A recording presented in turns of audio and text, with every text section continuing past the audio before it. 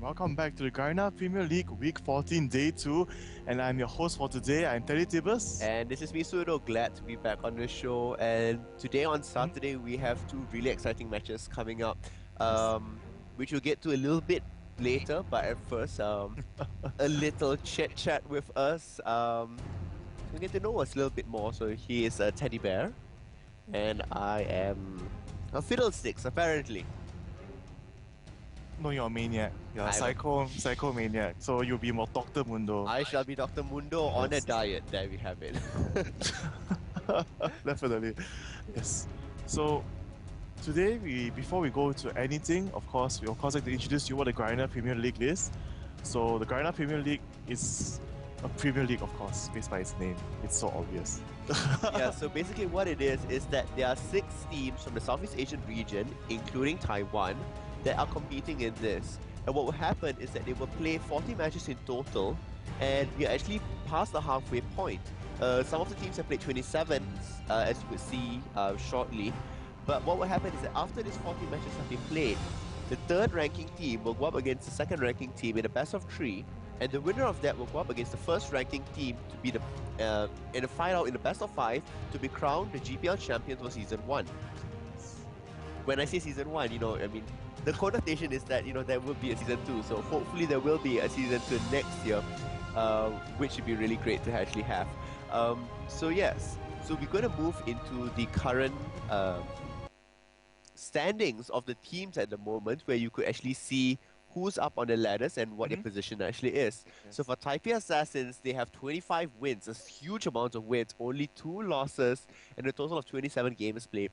Secondly, we have Singapore Sentinels with a very strong 23 wins. We have Saigon Jokers on third, 14 wins.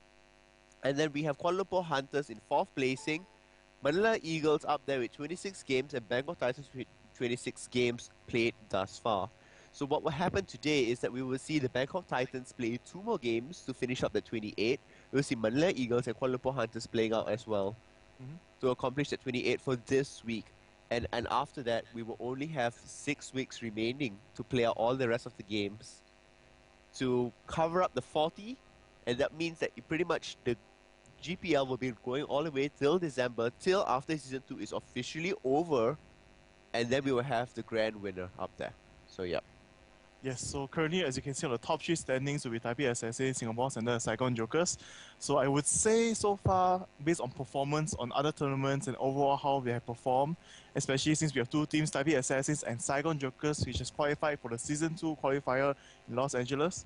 So definitely, I believe the top 3 teams are the favourites for this Garena Premier League for this Season 1. They definitely are really strong teams. They have made strong international showing. Singapore Sentinels made a showing in IPL. Saigon Jokers won the Southeast Asian qualifiers, and Taipei Assassins as well won their qualifiers and will be going to Los Angeles next month. So these teams, like you mentioned, are the top favorites to actually win this competition that we have here. But who comes out finally on top? We will have to see at the end of the 40 weeks. Sorry, end of 40 matches. It's the end of the 40 matches, which so far have been very exciting. And so before we move on to the matches today, we'd like to give you a short review of what happened yesterday for those of you who did not watch it at all. So we have known that yesterday we had a revenge match for Saigon Jokers against the Singapore Sentinels, and the second game was the Taipei Assassins against the Kuala Lumpur Hunters. So both games were very exciting. For the first game, we would see that the Saigon Jokers actually stick back to the composition for the Southeast Asia qualifiers, the one that made them win against the Singapore Sentinels, and they play out the lanes quite well. But when it came to the team fights, in terms of what happens, who being caught out there, the initiation, so to speak, Singapore Sentinels was much stronger this time with Leona and Gragas right there, pushing everyone into the position they wanted to be, and thus Singapore Sentinels won the game yesterday for the first match. Yeah, I mean, the first match was a really good match. We talk about, getting them in position. Leona could either lock somebody in position, and Kragas could destroy the composition and the positioning, that Saigon Jokers wanted. So it's an initiation and disinitiation that they had, similar to what Jana does with her Monsoon as well. But this time with Gragas, even more burst. So yes. Instead of going for healing and pushing away, you just go for the cast. The cast. And then exploding you beer everywhere. Yes, so it's apparently for fat people it's healthy, but for those For normal people, for people that are within a normal range or underweight range, yeah, it's not so healthy for beer. But apparently, it seems to work for the bigger size people. I'm not sure about that, but okay. Yes. It's like Gregor's passive. Every time he casts a spell, he just heals some life. Guess so. So for the second game that we actually watched yesterday, it was the Kuala Lumpur Hunters playing. And I think they did a really good job. They tried to come up with a very interesting strategy with a lane swap out there. They tried multiple gangs on the top lane, but Taipei Assassins were not thwarted. They did not fall for it. And I think the MVP of the whole entire match, definitely your favorite person, say his name. Just DPA Stanley. Yes. He did an amazing play on Jax. If you have not watched it, if you did not catch it yesterday, go watch the VODs that are currently at the bottom of you. And go and watch it. Just notice how he leap strikes away with just the very bare health, how he positions himself to get away from the condemned by Vayne, not actually getting impaled into the wall. Just missing just by a little bit on the map. Those amazing positioning things is definitely there. So yeah. You see how Jax totally runs off with like a slither of health by managing to kill at least one or two. Or in the end, for the first game, actually Nunu died because he tanked many hits from the towers. For the second fight, he actually juked all three of them to stay around there, and then Skarner just came in to sweep off and got a triple kill. I believe it was a double kill and one kill. I do believe it was a double kill, not a triple kill. It was really, really good. That were the things that were done out there. So yeah. Yes. So these matches were definitely very, very much interesting. So if those of you who haven't watched it yet, his favorite Diana champion made a showing as well. If you had seen I was amazed with Diana, and Diana was played really, really well. I'm hoping to see more Diana play today, actually. Hoping to see out there. Obviously, Renga as well, a really strong champion that had came out after Diana. Surprisingly, Renga is more used in tournaments than Diana. I'm not really sure why people favor Renga. Perhaps it's a jumping for brushes, the surprise element, turning invisible as an ultimate. And many people are using AP Renga with double burst, with Death Fire Grass. It's ridiculous. So, I don't know. We should see. I mean, today's matches, we have the first match, which we shall see, which will be Manila Eagles playing against Bangkok Titans. Manila Eagles have come up really strong. They were one of the only two teams to bring down Taipei Assassins. Yes. And I remember casting that game. No, I did not cast the game. I remember watching the game and I was like going insane. Like, how is this happening? Like, what sorcery is this? It was ridiculous. And let's see what they can pull out again, because they haven't made such a strong showing in recent weeks. But if they did it once, why not again? Yes. Why not again? Definitely. And Bangkok Titans, a lot of people have been saying, Bangkok Titans is a underperforming team or things of that sort, where, they're not really of this caliber. But guess what? They have been here, they have been playing, getting all that extra experience, all that extra knowledge from all these different type of competitors. It has to pay off at one point in time. Yes, definitely. You are improving. We can see improvements being made. They are being more calculated when it comes to the taking their risk, and think many of the other sort of elements are really great for them. And I would say before the 40 games are played, I would expect at least 1 or 2 games to be like really mind-blowingly executed games from them. It's just a matter of when. Maybe they're saving for the grand finale of the last 2 matches on the week 40. And maybe they'll be playing against TPA and SGS and suddenly they win. Suddenly the 2 wins from that. That would be really, really good. Like, you're not bad players, they're not anything. They're just keeping their strategy. Keeping it all the way, being the underdogs of the whole entire tournament. 40 games, it's okay. We'll give you 38 games, you'll take the final 2. Yes. That would actually be... mind blow everyone. They won't just win, they will stomp. They will stomp so hard, it will be a laughing stock. Yes, definitely. That will be something interesting to see. And for second match of today will be actually also KL Hunters against the Bangkok Titans. Bangkok Titans will actually be playing 2 games, once a game for today. So for that game, I would say KL Hunters, you must win. You cannot be the first team to lose to Bangkok Titans just cause, Just because we're from Malaysia. Yes. It is our home team. Okay, nobody wants to be the first one to lose to Bangkok Titans. Nobody wants to. But, so all the best KL Hunters. And if the cards just happen to fall that way, it falls that way. I mean, there's nothing much you can really do about it. So, Yeah, all the best to the definitely. teams out there. So yeah. So before we move on to today's games and other things like that, we will have a few announcements to make. So first will be the Proving Grounds tournament. For those of you who have joined it, you have known that it has started.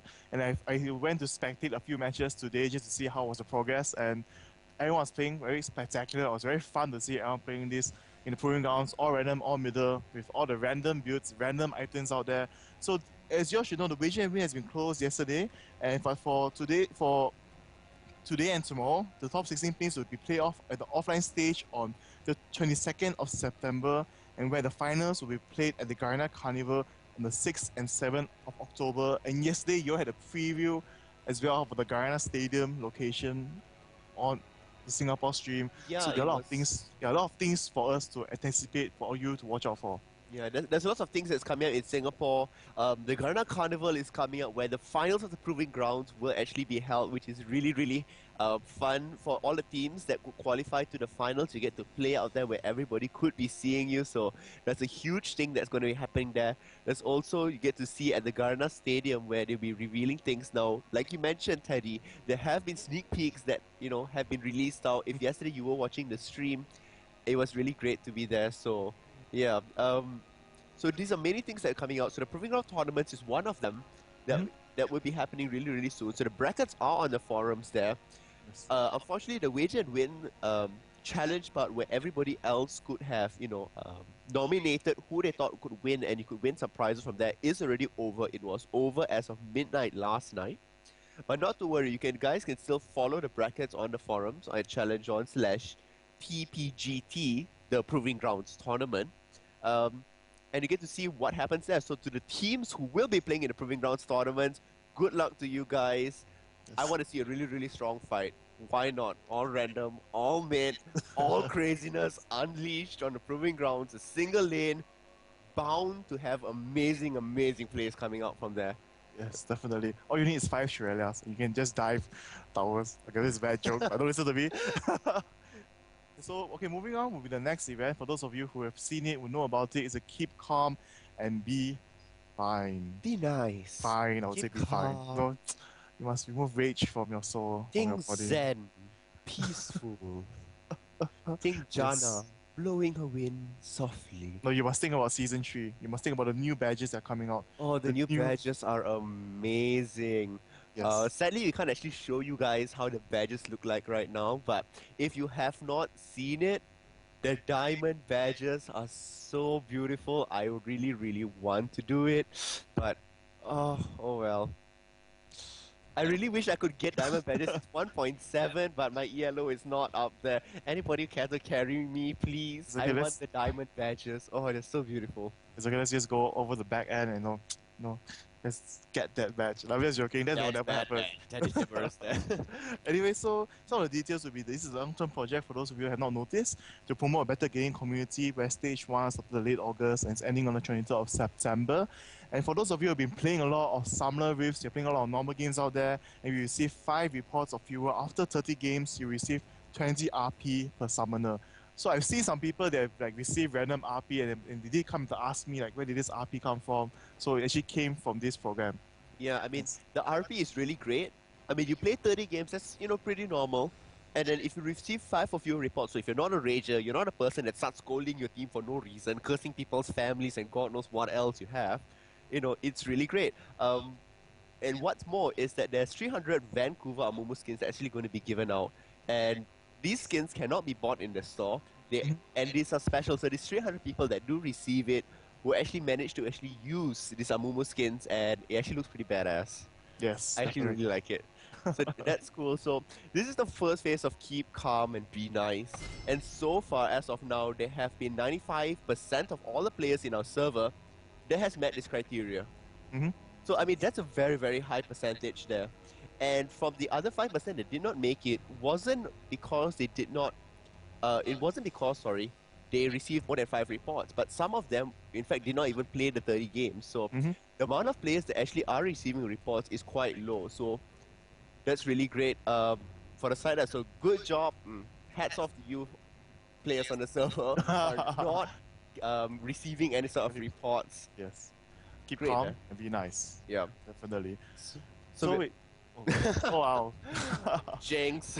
Yes. So what's going to happen is that we're going to go into the champions bans and picks, so we can see what's going to happen in the first game between Manila Eagles versus Bangkok Titans momentarily. Mhm. Yep. And here we can see that the very, I suppose, with very standard bans.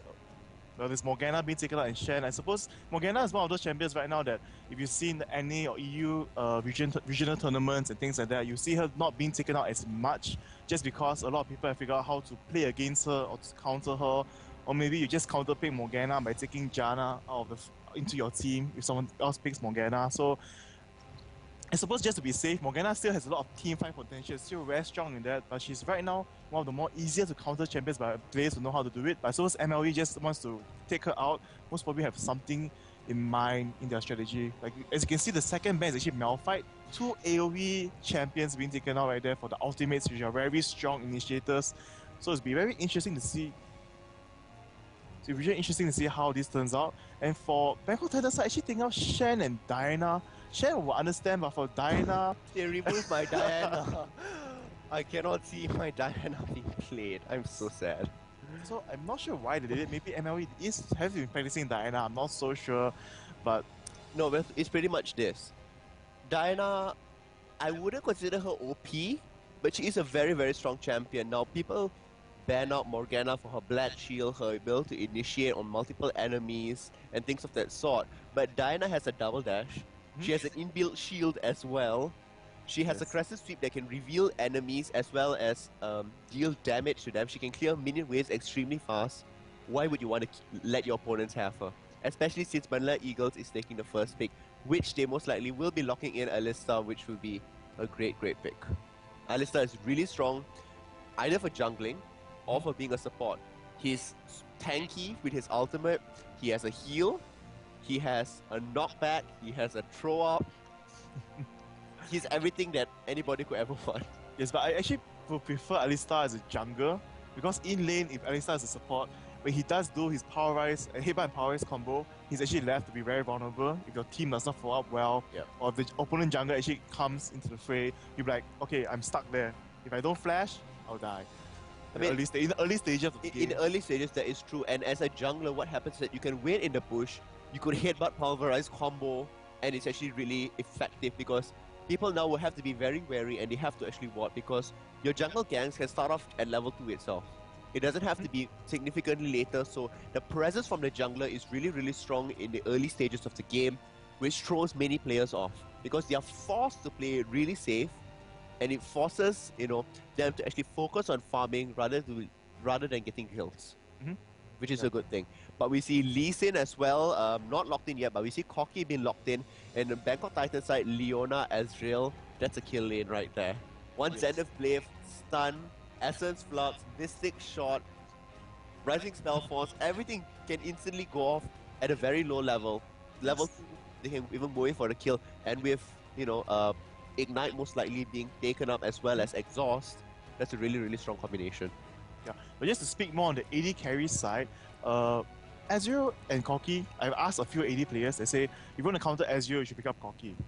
Because in terms of doing overall burst damage, and tons of damage, so to speak, in terms of training hits, because as we mentioned before, Ezreal does have in terms of small crowd control, by reducing the attack speed of the opponents, it will make it so that, like normal ADs like Vayne, or maybe even Caitlyn, they become less effective because they can't dish out as much damage. They rely on the base attacks a lot. But for Corki, he just do his phosphorus bomb, his Gatling gun, And he his shows the ultimate. damage. Yes. The true damage is the one that makes things very interesting. It's the same that goes for Vayne.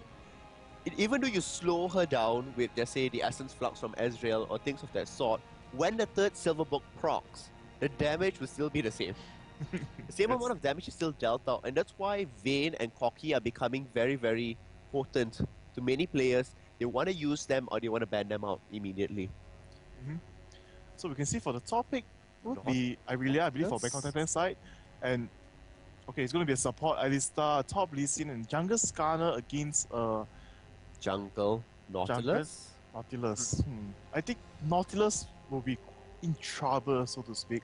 Like if Skarner does go for the early blue, and instead if it does not opt to go for the gank on the top lane, but just wait at the brush of the waves, Skarner can reach there definitely much faster and in Yes. time, and we might be able to land the kill onto Nautilus quite easily actually. I'm thinking of like in the mid game at a point where Skarner can slow with his Q and Nautilus can slow with his AoE slow. It's going to be like this infinite chase where I chase you, you chase me, and both of us are slow.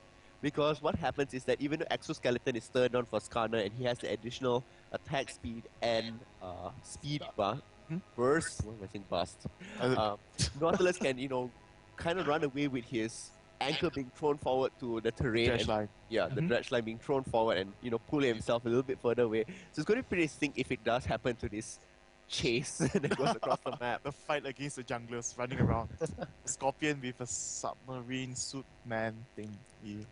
Yeah, we don't have the new skin, which is the astronaut one yet, but it's pretty interesting. We do see Anivia being picked. I like that pick a lot.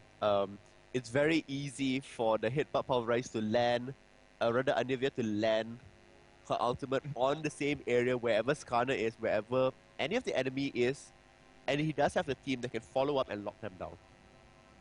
Which is really And BKT is going for double AD, or they're just picking around because they switched to Sion and they switched to Rengar, they to Talon, now back to Ari for I the like pick. Talon. I want to see that Talon come out, actually. I really want to see that Talon. The Talon's going to be interesting. It's going to face... I can't say that word on it, but it's basically going to deal huge amounts of damage, but it's not going to be Talon. It is going to be Ari instead. Ari itself really, really good. Having the charm to stop Anivia from doing any sort of things.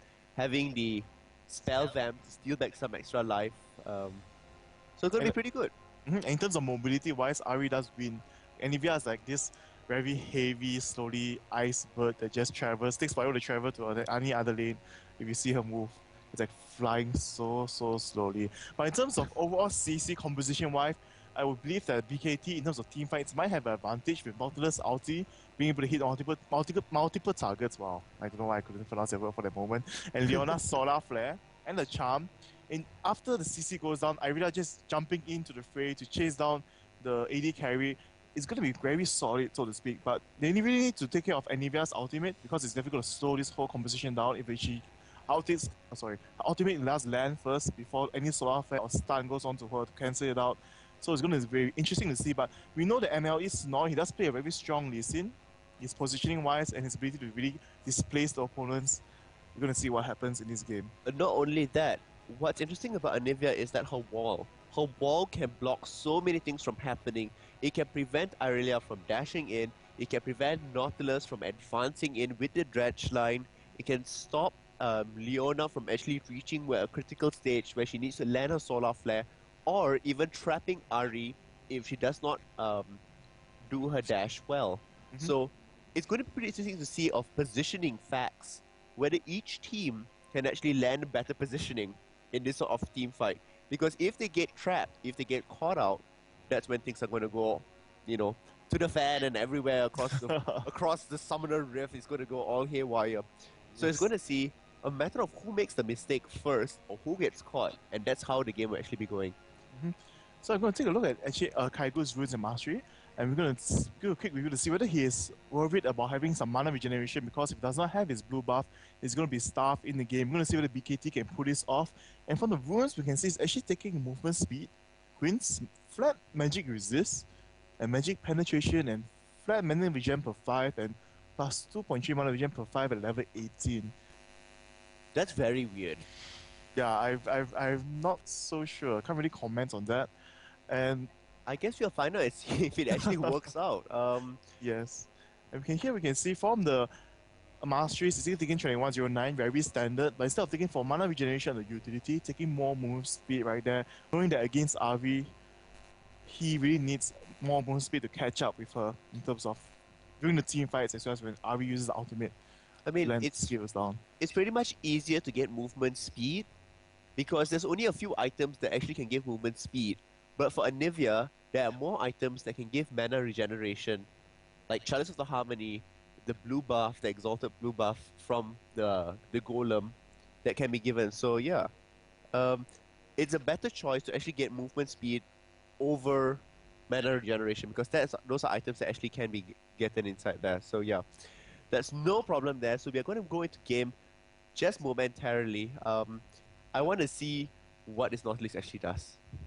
I really want to see how this Nautilus actually plays out. Geno has been playing a pretty solid game throughout in the past weeks.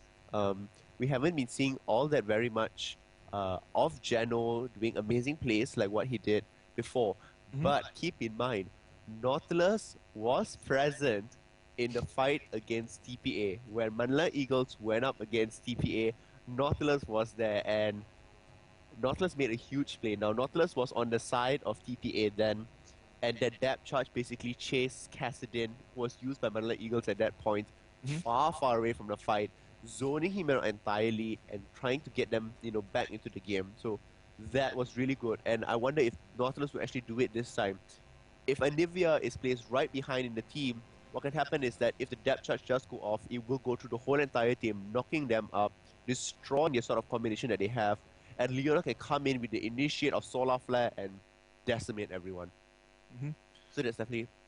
It's going to see how this Nautilus plays out. I think Nautilus will either make or break Bangkok Titans for this game.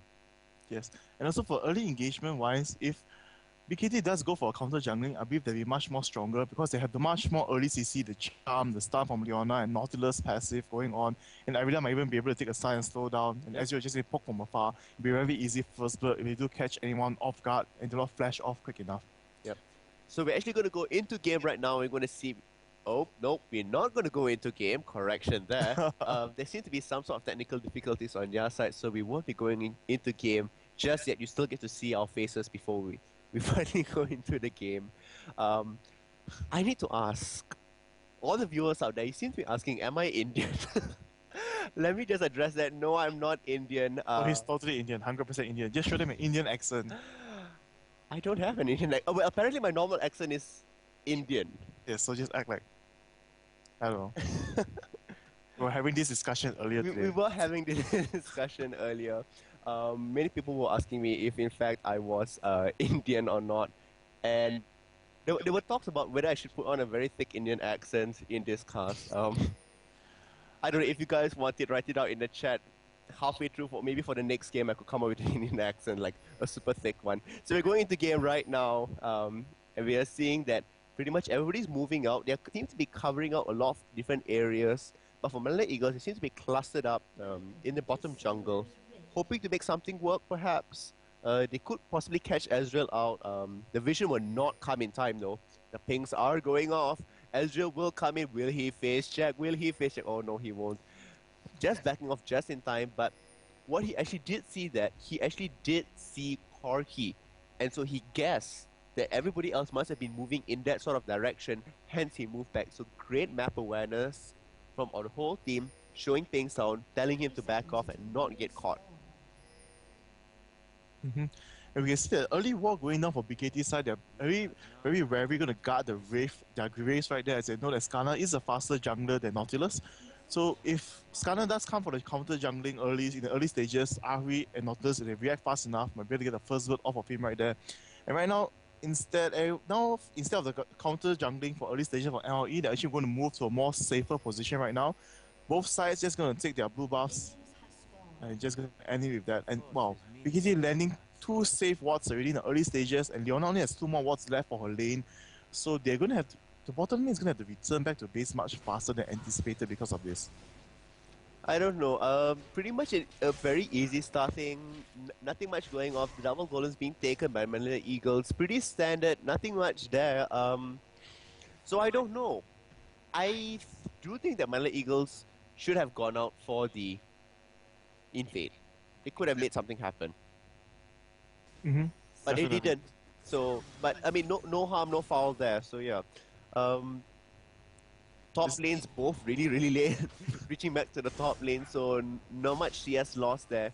The junglers, however, taking up things. Leona helping quite a bit of Nautilus out, and will be going there. So most likely Ezreal had a few CS, then yep, true enough, two CS less. So nothing much. It's just very beginning of the game. Nothing much there, but Alistar and Leona, if Leona does throw down her Zenith Blade and manage to catch out Alistar, Alistar can just land that Pulverize or headbutt her away. So I don't know how effective Leona is going to be now. I really don't. I think Leona should be playing a more passive game in the early stage unless his jungle comes and gang. Why rush in when he just wait for Alisa to rush into you and then stun him back and still you have a better chance of landing the kill. You'll force Corki this Valkyrie to charge into Leona or Ezreal to get the fight. And then, for both of Leona and Ezreal, they still have the flash up, they still have the ability to jump away, no problems, and we can see another pause going down, another technical difficulty going on. So I'm not really sure what's going on, maybe some equipment error or connection error to the tournament realm. So we're just gonna cut it off, gonna switch it back to us again. So and we'll let you know. again. We are here to stalk you. How do we stalk them? By looking straight into the camera and the chances of staring them, into their soul. like tofu. Yes, like tofu. Okay. Yeah. I have no idea why I did that. I know That's pretty much it. So yeah. He calls it a death stare, by the way. So he does want to look that way. I did ask Tofu and I saw him during the epic challenges. And okay, now moving back, the game has already begun once again, so we're gonna move directly back into the game, and nothing much is happening. The pause is just resumed. That's it. So, as mentioning right now, we can see actually a top lane might have an early gang going, but no, actually Nautilus is just gonna move back out. Possibly could be something. Yes, he actually moves out. Oh, there it goes, Everybody's moving in, the dredge line does go off, everybody is being attacked. Will Snoy get out of this? The health pot being procced, the healing is going off, but the ignite will reduce it. Possibly Nautilus could come in for a secondary gank. Snoy is really, really low. He moves around. Will he actually come back? No, he does not look as if, because he does see that Skarner is taking out his raves. The pings did go off, and another engage here will go off. Geno taking some damage. Misery as well, trading it off, but Ari is closer than Anivia. And Geno, like I said, trying to run away, forced to flash out of it. Irila will be coming in, but no backing off as well. Not wanting to get any sort of extra damage to themselves. Very, very interesting fight out there. Almost going down for Geno, but escaping with a very, very clutch flash over onto the golem side. Like that happens, as I mentioned earlier. Like you see, when it comes to really the junglers fighting in the early stages, Nautilus just can't really react to Skarner.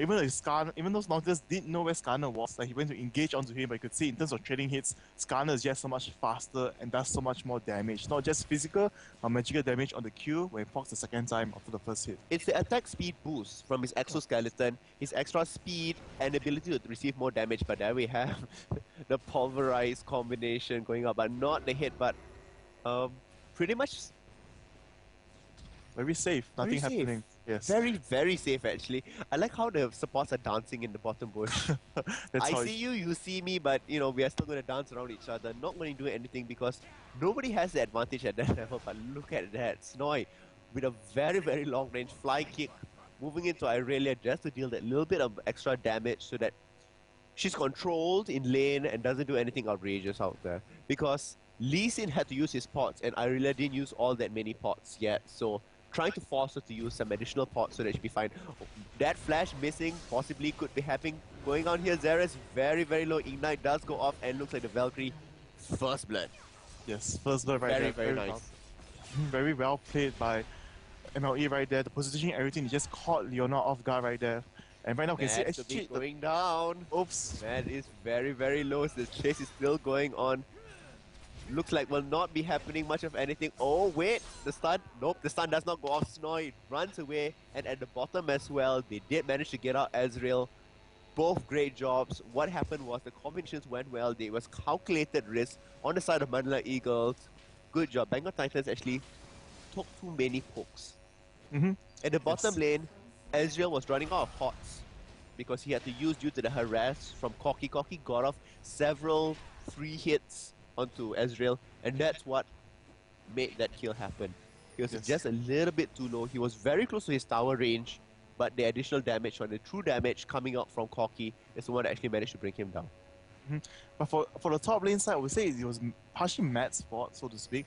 Even though he got the early gank onto Lee Sin, but he really wasn't winning out that much after that. The CS difference was only 8 CS, and then he pushed out a bit too far, and then Lee Sin just jumped in and killed him after that. Oh, here we go again. Geno. Nope. You're not actually going to engage him. Just going to scare him away a little bit there. Now, the blue buffs are coming out for both sides. So I want to see. Looks like Skarner wants to go in for the steal, but Nautilus will be dancing around each other once again. In about 10 seconds or so, the blue buff should be out. Will Skarner actually manage to steal it off? Ari is coming back into lane, so she will be a little bit late to reach the blue buff and to provide support for Nautilus, but looks like Nautilus doesn't even want to contest it. So, but Nautilus does not know that Skarner is there, but he's there because Ari didn't go back to lane. He was thinking Anivia might push onto the lane in mid side and moves on to there. So, but no, he actually there's nothing that happened. Anivia actually went back to base, and right now being too safe, I'm not sure he was. I think scared that Skarner might come off on the brush again. Look at Manla Eagles coming up to support and smite. Mm-hmm. Not a chance. Not a chance whatsoever. Leona as well was really slow. I like the fact that Manla Eagles knew that they were coming. They decided to walk up the blue buff and to help out if it was needed. So very, very quick reaction timing there. Ravanga pushing back NVM. More damage being taken down. Will the Valkyrie actually go off? No, the Valkyrie will not go off. Not sure why he did not want to Valkyrie. He could have possibly got in for the kill there. Perhaps just opting to be a little bit safe. So farm up a little bit more. But it looks now like Nautilus will try to go in for the steal. But they already know what's happening and Lee Sin is coming in. Will Lee Sin actually spot them? Yes, I believe so. MLE is being very cautious now. They do not want the blue buff to be stolen back. I like the communication. I like the communication of the team. They knew something's going to go down in the jungle. Immediately, the two lanes that respawn are the two lanes that are adjacent to it. Immediately, they know something's going to go down. They don't want the buffs to be stolen. They don't want their teammates to die. So they move in there and immediately get it. Mm-hmm. I think that's really great. Yes, and before moving out, Snowy did push the lane a bit further so that his minions won't reach the tower, and Irelia will move in much quicker and much easily after she clears the minion wave. So this is very well timings and positioning by MLE being played right out there, and we can see that Stun. the top lane, the stun. No, it's not gonna be a stun. It's gonna be a slow. And I thought Snowy would actually just armor himself and fight it out, but I suppose he want to be much safe because RV is missing on the map. Might be key. But I've noticed that and like just playing safe, so to speak, overall. I mean, pretty much everybody's playing safe, and true enough, we have Ari walking in. Will the kill actually go down? It looks like it. Oh, nice dodge on the charm there, but he is very, very low, safeguarding away. This is like deja vu of what happened yesterday. Jax knew exactly what to do from TPA Stanley, dashing away, jumping away, and Lee Sin as well with Lee Sin played by Snowy, dashing away, knowing that his creep wave was coming, could actually manage to escape. So great job with Snowy there. Heal up very quickly and moving back. I also like the fact that he's doing the Muay Thai Lee Sin against Bangkok Titans. I was about to mention it should be the other way around, but yes. Yeah. Oh, we can see, actually a kill Leona went down. Missing that out a bit. And we can see right now, ML is going to move on for the first dragon. It's going to be very easy for them to take it. They do have two blue buffs. Oh, Nautilus is a bit like as yesterday when if you saw the match between TP and KLH, after that the match I asked Don, how could he have missed the smite? And then he actually gave a very logical answer, which I did not notice, is that he was 2 levels below Skarner, and for the smite jungle amount was larger already then. Yes, the smite amount is larger for on TPA side, so it's much easier for him to land the smite. It was a free smite for him, so to speak. And he did warn his teammates that, he says that his level was lower by 2 levels, if they do the dragon, it might be an easy smite steal. You need to look out for that, and the smite still did happen. That's why Dawn used his smite in time. It's because he didn't have enough health. It wasn't the correct timing. It wasn't the correct timing, and look at the bottom, it is being pushed. Now the goal difference, 4 kills and 3,000 difference. That's a lot of extra difference there. What also means is that the farm is going in favor of Manila Eagles. It's quite surprising to see that even pre-6, Anivia was winning out in CS compared to Ari. Even though Anivia was not in lane all that much. No, but Ivy actually moved out to help to push away Skarner when he went to invade. So she did lose out a few minions because of... Oh, looks like something could be going on here, and there goes. That combination, one miss. But nope, will go down, no problem whatsoever. Solar Flare does go, preventing Ezreal from getting caught out. Anivia coming in to assist, but it looks like MLE could go for a very, very free dragon at this moment. Nobody there to stop them. Nautilus can be seen clearly at mid, and they only have Ezreal there, so if they do land a proper smite, Ezreal's ulti will not do any sort of damage out there. A little bit too early, and Actually missing it completely. I mean, normally he was thinking MLE might want to pull it out, but I suppose MLE they knew that they did not need to do it at all because they're in an advantage position. And then for Anivia to stay outside is much better as she used the ultimate to slow everyone down, the stun, the damage dished Or out the by her. ice wall to prevent anybody from walking into the Baron sort of area. So yeah, Dragon, not Baron. Dragon. Yes, What that's am I saying? Yes. So right now we can see everything is moving to favor of MLE in this early stage. The gangs, the positionings, all the fights, everything's happening. Oh, look at how Geno going very. Oh, what am I saying? Geno, it's Snoy. The charm does land, and that would be the end of it. Yes. That would be the end of it. Yes. Snow actually reacted very quickly to overall how it was, but kicking Ari away is not that helpful, so to speak. But he had to do it to avoid the charm from coming out too quick. But in the end, Ari just He still got charmed. He still got charmed by Ari. What I liked about that play was the two-prong attack by Bangkok Titans. Earlier before this, what happened was that Irelia and Ari both came in from the same direction. And so Lise knew, you know what, move away from that direction, very simply. But this time, Irelia came in from the top brush, Ari came in from the bottom brush, and that basically sandwiched him right in the middle. So he had to choose, run left, run right, run down, and everybody was pretty much there.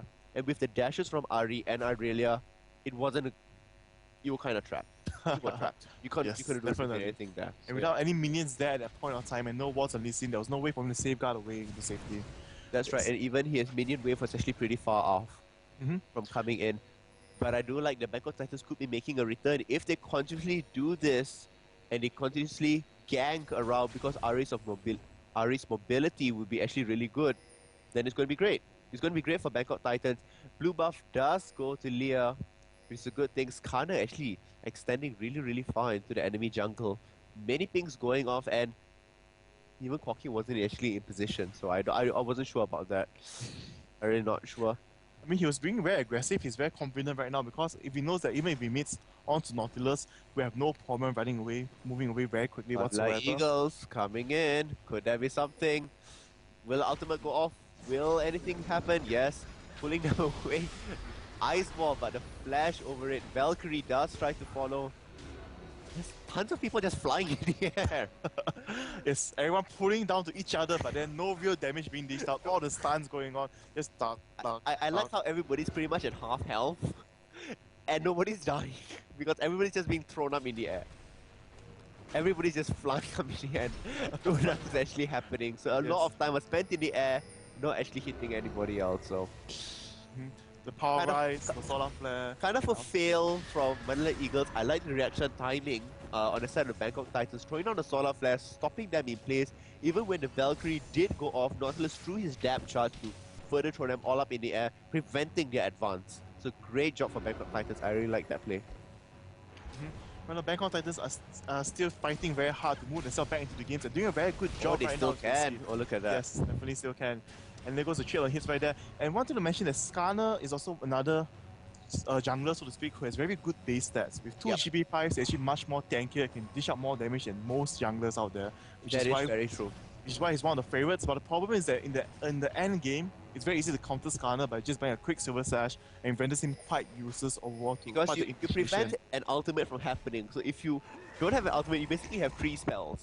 And you're gonna fall behind. For instance, Nautilus has a dab charge, and you can't exactly QSS that away. Snoy taking damage. Look at that. Matt hardly taking any sort of damage whatsoever, but Snoy taking quite a bit out there. I like this play. Everybody just waiting. Calculated risk. They don't want to give extra kills to Bangkok Titans and possibly let them come back into this game. And that's what's happening. And I also like the fact that everybody's rewarding. There's so much money being spent on wards, and there's so much of rewarding going on. I'm pretty sure that Skarner and Nautilus both repaid their oracles already. We do see that Skarner cleared off, let's see, 4 wards at least by now, and Nautilus as well. More than 4 wards. This is maybe his 5th ward, if I'm not mistaken. So, that's a lot of extra gold there for Geno and for Skarner. But I can see right now, Geno really needs those extra gold as he's really falling behind items in comparison to Skarner. Skarner actually going for early Mercury threads already, upgrading his boots, not going straight away for Shreddas, which most Skarners would do after getting the 2 GP5s. So, you see? Oh, I was like, will he with the red buff refresh right there, but he oversold away too quickly the exoskeleton. So, I know overall in terms of items, it's really quite not say to say standard, but quite same on both sides. You can see that the phage both on the top laners, but Irelia does have a recurve bow instead of the 2 advanced blade. And then for bottom lane, for phage, the Rapid Scepter, the 2 advanced blade, but Corki does is a bit ahead with the Shin and the 3 kills. Something could happen and, here. yes. They are moving into the top. The top's happening, some advantage. The bottom will be safe pretty much, and they do destroy the tower, no problem there. But when you were talking about itemization, and look at Anivia, she has the Chalice of Harmony and Tear of Goddess. That's what I call the infinite mana build. We basically have infinite mana simply because when you use a spell, you regenerate from the Chalice of Harmony, as well as you gain additional mana from the Tear of Goddess. And when your Tear of Goddess is fully stacked at 1000 extra mana, that's a whole lot of mana you have for Anivia. You don't really need the blue buff as well, because if you do transition that to Unteen's Holy Grail, you have some damage, you have some defense from the additional magic resist, and you have loads and loads of mana, which is exactly what Anivia needs. And not only that, you forgot to mention, Anivia also has a Catalyst Protector right there, so when she levels up, it's just going to heal back everything, no problem at all. And right now we're going to see the second dragon going to spawn out, and everybody's coming to the party. Yes, so hopefully this party ends well for BKT right now. As they're deep far behind, they really need this dragon, or to say they need to win this team fight right here, right now. Possibly. Oh, look at that. Jano getting caught out, taking huge amounts of damage. Will anything happen? Nice Solar Flare, trapping everybody. Matt forced to flash Lee Sin coming in as well. Looks like Matt will go down. Nope. Nice and safe. I like that Dredge line saving people out. The depth charge does go off. Snoy possibly could go down. But nope, it will be Geno. Nice reaction timing from the side. Oh, Leah. Bye-bye, Leah. Not a chance. Not a chance. There's not when a chance. that wall appeared, that was the end of it. Yes. That was the end of it. It's a very well-placed wall. Very well placed. People could actually escape, but they had to walk through the bush. And what was happening was that Corki was there. And in the bush. So she couldn't run out, basically. She was sandwiched in a five-man sandwich. Not a good way. Yes, and this team fight as well as Dragon going to the favor of MLE is going to push BKT quite far behind even more. They have to be very cautious or try to catch someone off guard to get some goal back and getting the kills on the champions right there. So it's going to be interesting to see how they really pull themselves back up. Like overall, we can see that the team fight's positioning. MLE they knew that they were being pincered by BKT. Yep. They came in from both sides, so it actually separated both teams. And I believe that Anivia, let me take a quick check. She hasn't even used an egg right there. No, even though she has not. Yes, even though Ari and Nautilus did push her a bit away during the dragon fight, but she not die at all. Nope. She did not even come close to it. And this is what happens: is that Anivia is a champion that doesn't really need all that much damage. She just needs mana. And survivability to add on. She has the egg and she has the catalyst, which she has already built into a Rod of Ages. So 10 minutes from now, at the 30-minute mark, she would be fully stacked on her Rod of Ages. And not only that, I believe by that time, most probably her Tear of Goddess will be fully stacked up as well. Yep. Most likely to an Archangel staff by then, so the additional AP that you get from that. Oh, nice wall. Oh, look at that tug of war. That was really nice to see. It's something you don't really see all that often. So Skarner's animation actually pulls you away no matter what happens. Even if you're mid-animation of moving away or something out of flash or jumping away, once Skarner catches you in that 0.5 seconds, you really did the ability to move away, he still catches you. Which makes Skarner very funny at the same time because the dredge line goes off and you're like, yo, you pull you back. Like, no, you're not going anywhere, you're coming with me. Like, oh. Yes. Poor Geno. Try to escape. Not going anywhere. Yes. Because the top lane wise, Lee Sin Irelia is also falling to Lee Sin's failure. It's going to be very hard right now. As only single kill is gone onto Ari, and that was like, I think 10 minutes ago. A lot of minutes ago. Yes. What's happening here is that even though Mallet Eagles is 7 kills up, they are also 7,000 ahead. That's a lot of goal. A lot of extra goal to the side of Manila Eagles. Now, a kill is about 300 with the assist, maybe about 500 total for a team. Where is this extra 5,000 coming from? It's coming from all that extra farm that they have. Anivia 170 plus, Lee Sin 170 plus. When we look at the other side of Bangkok Titans, 150. That's the maximum they have. Corki with 190, going to reach that 200 very, very soon. And all this accumulated gold is what's helping them go out there. Even if you look at the itemization, just look at the amount of wards by MLE Eagle. Look in the inventory, almost everyone, in fact everyone has a ward. Helping them with map awareness, map vision across the board, knowing that they can spot a Bangkok Titans because something's going to happen, or they can spot it out as to where, you know, they basically are, so they can catch them out. And Skarner still with that Oracles. And the mobility that from Alistar to get a Skarner, once they see someone deboarding, if they rush in with the correct position at the right time, they're using the rush in, they can secure a kill very easily from there. And in terms of items, you can see Lee Sin not even going to upgrade his boost, actually going for more damage. He does have a Bloodthirster already right there. That Bloodthirster build is ridiculous. Yes, his kicks, Oh, everything. could there be something here? Wow. They knew they were in there? How? Bye, Geno. I mean, that was the only misery, not going up to Geno. Wait, what? Why? Missing the stun. Oh, dredge line away. Everybody safe. I think MLE has some miscommunication of who to chase. They will just separate out a bit weirdly right there. Not sure. It was a very weird engage. Definitely, Misery could have done something really good. His ultimate is up, but it's a free tower for them. Why not? So it didn't go fully badly for Manila Eagles. They could have made something work. It didn't really go out to their favor. But it's pretty much a 10k lead at this moment. 10k is a lot. Yes. And you see Ari threw out her first ability onto Lee Sin just now. The true damage was like just tickling him right there. He didn't feel anything at all. And you know, as an AP carry, you don't do damage at all. That's a very bad sign. If you're tickling as an AP carry, you're not fulfilling your role. Or you're not. Definitely. If your main source of damage from your orb is not dealing enough damage, how can your team expect to win fights? Because even if we look at Ezreal and what sort of items they have, one Sheen, one Phage, one Vampiric Scepter, two Dorans. Compared to Corki, Trinity Force already done and Bloodthirst is just about to finish. That's the difference of damage that's being dealt by the both teams. So even if Bangkok Titans does engage on a 5-on-5 fight, they will lose. Right now the Force to flash? I don't think so the flash was really necessary, but I guess they really wanted to be safe. So. Oh, there was no flash. That was a Spirit Rush actually. Oh, Spirit Rush? Yeah. I have some. Oh yes, the flash is still up. Yeah, I was like wondering what did you see flash, but I saw blue light instead. I'm like, my eyes are too small for this. Yeah, but then BKT is actually, I'm sorry, BKT is actually gonna fall behind on everything right now. They can't even go secure objectives in terms of getting the buffs on their side. MLE just securing every single advantage out there, and then after taking this turret, if they do not choose to continue pushing, they can just go for Baron or even just move on to Dragon. And Anivia actually blocking Skarner right there, like trying to bait him. I'm not sure what exactly that was though, but it looks like they will be going for Baron, and you know what? Bangkok Titans can't do anything.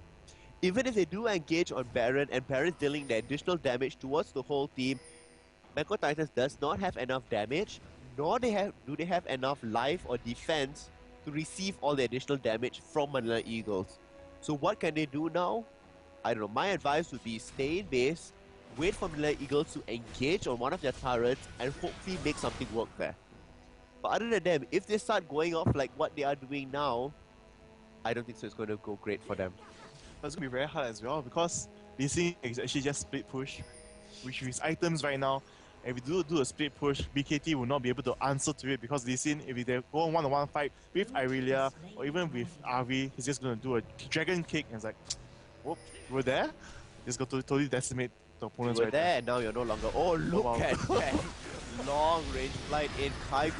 Excellent wall, separating the team out of it, and the solar flare was actually really out of position.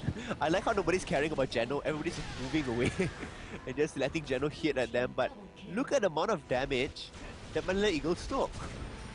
Nothing. Except for Lee Sin taking most of the hits, but... Yeah, but he didn't even go down to half.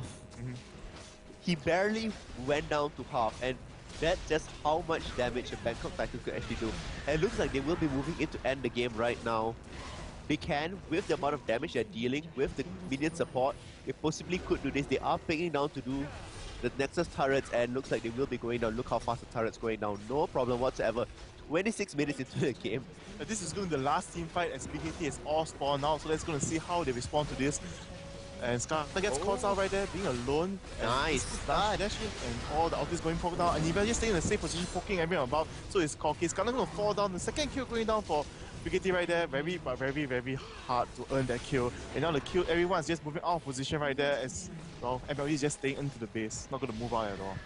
They can't do anything at this point in time. Even with 3 members, they have 4 members of Manila Eagles out there. They only brought down Skarner. They pretty much can just dance around with Bangkok Titans, not care about the tower, and the minions will do all the work that they have for it. Snowy possibly going down, but nope. Saved by the Nexus.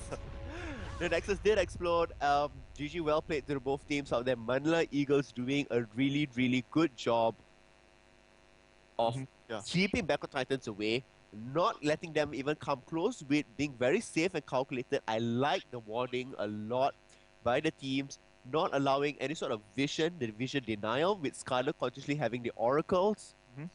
Overall, I think they basically controlled the map. And once they controlled the map, they controlled the whole entire game. They didn't give a chance for Bangkok Titans to even come back. The once caught out Lee Sin was basically the only other kill. Yes. And the Skarner in the end was pretty much because everybody was just dancing around with death at that point. It didn't really matter who died then, because they needed to focus on someone, and Skarner basically got caught and received some free damage. So, good job on the side of Manila Eagles. Great job, in fact. Deny music, so yeah. So what's going to happen is we're going to actually have a quick look at the score screen to see what sort of difference actually there was out there. So, 11.1k on Corky. That's a lot. Yes. That's a whole lot. And just look at this. Rabanga on Alyssa had 7k. The lowest amount of gold for the side of Manila Eagles is the same as the highest amount of gold for the side of Bangkok Titans, Irelia, with 7k as well. If your support has the same amount of gold as their highest member, that just goes to show it's a how very far ahead you are. Yes. How very far ahead you are. 50 to 40. Look at the amounts of assists there. 40 assists. Kaigu 109. Didn't really need to be all there. Just needed to deal a little bit extra damage. Not necessary to even get the final kill. Great job for the side of Manila Eagles. Hats off to you guys. Solid job of vision denial, vision around the map, map control, and even controlling the buffs. That was really good. Definitely. The most important facts were how they control the buff and positioning the wards, everything like that. So they knew that Skarner had the advantage against Nautilus in terms of the jungle, the fighting, early stages, and they just pushed the advantage even more ahead from there. And very well done by MLE. Taking control of the game, the pace, everything was how they wanted it to be. And yes, they got their hard-earned win right there.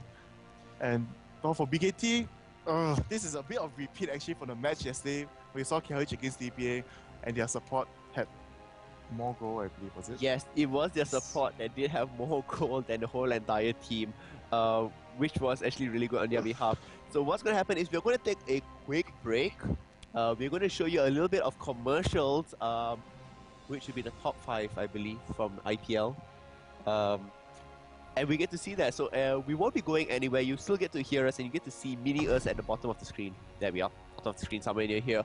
We'll be there, so we will see you after this break. This is Pseudo. This is TeddyTibbers. And we'll see you later.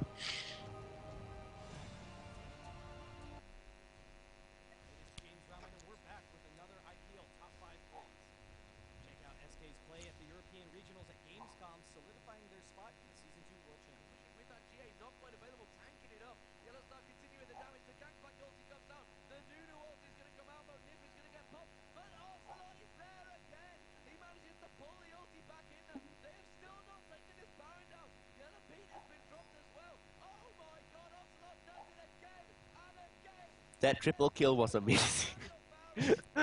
I like the triple kill into the ace. That was really good. And the crying SK gaming. Why not? I mean, you're winning a tournament. Who wouldn't be excited? Oh, look at this. Oh, I actually watched this as well. This was good. I like how they really moved as a team. And look at it. Just look at the vision. All of a sudden, boom! Boom. Instantly, like just like 2 seconds, 2 champions die right there, and after follow up, Look at just West a clean Rise. Gone. Oh wow. The combinations of ultis are really good. It's the same thing that can be done. Oh, this was another really good one. These escapes. Even though they have the ward there. Great teamwork. Great teamwork. Vladimir had the ward vision but did not do anything about it. Yikes. Oh, this was actually pretty funny. This is always, as usual, the best ever, which is a TF. Just basically with a Lich Bane, with a lot of AP, just gonna push down the inhibitor, moving on to the turrets, and also, I mean, to the Nexus. The inhibitor, the turret's already down, so it's a free GG right there for them. You know, we don't. And there it goes. Bye bye. It's against a Twisted Fate, really. If you have a teleport, it comes to the end game. Your towers are not there. It's gonna be very hard to deal with. Oh, that. this was another. Oh, this was really good actually. Right, special. I love the jukes. What's done, and look at Chaos. Just look at Chaos. Surviving there like a boss, actually. Yep. Just look at the jukes of Chaos. And look And at the Dyrus pillow. The Dyrus pillow. the most important thing of TSM, the pillow for Dyrus. The latest member. I do know Sixth that member. the yeah, Dyrus say. did talk about his pillow. Mhm. Oh, your Yes. favorite. Why is it my favorite? I know I enjoy teaching people, but still. Yeah. Never play alone. Always do homework with friends. Yes, this is about the promote build that actually CLG did during the Lord NA qualifiers at PAX Prime. Yep. On how support should take promote to push down the lanes. And for those of you who watch it, you definitely know what happened. And there's that car, that tank, that anti-turret tank. It's It just was so... just huge. It was just ridiculous. I mean, these are the different sort of strategies that many teams are coming up with. They want to find things that throw their opponents off balance. But at the same time, it's like a one-off thing, because in the second game you do it, people are prepared for it already. Yep. And they might come out for something to prepare. And there's like sudden, and CLG did put out for the first game a sudden defeat there. I mean sudden win for them because of a. Anyway, Run sort of support with promote. In case you don't know who that guy is, that's Hat Person. he's also known as AJ Mazur. Yeah, Is that his real name? I'm not so that sure. is his real name. Because I saw his title. I'm like, I mean, it should be abbreviation, but it's a bit It's weird. AJ Hat Person Monsieur. Yeah. Look at this. Boom. Not a chance. Not a chance at all. Yes. No, but when they use the sentence, yeah, push it real good. It's like,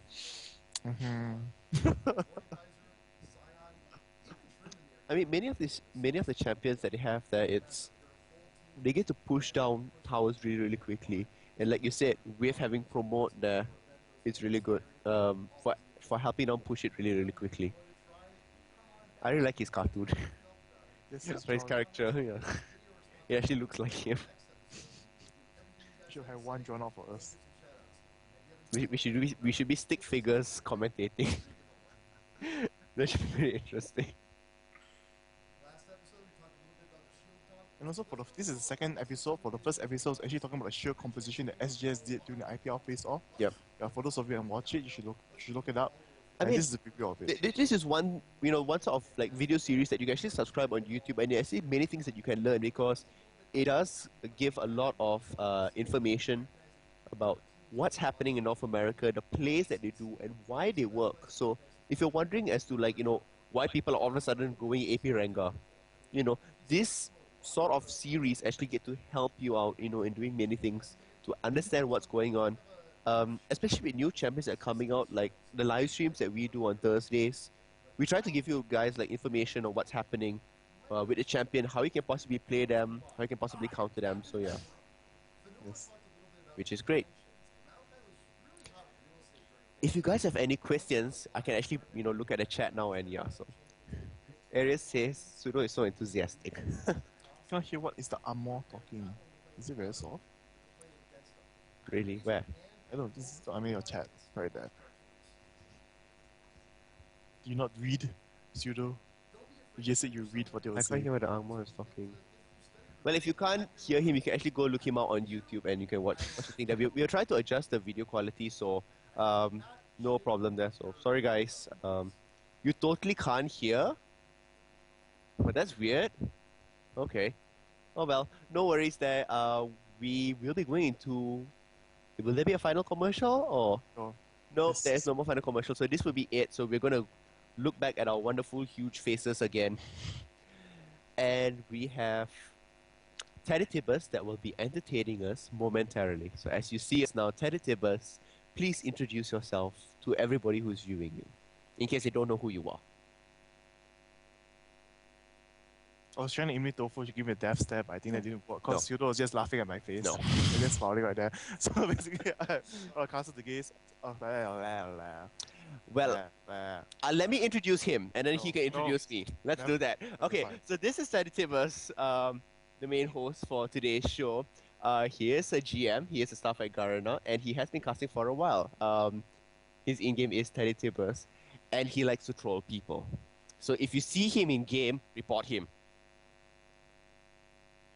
It's coming from the guy entering Garena as GM Pseudo, and his first post on the forum being downvoted to -70 plus, calling me a troll. That's quite insulting, I would say. People troll me. I don't troll people.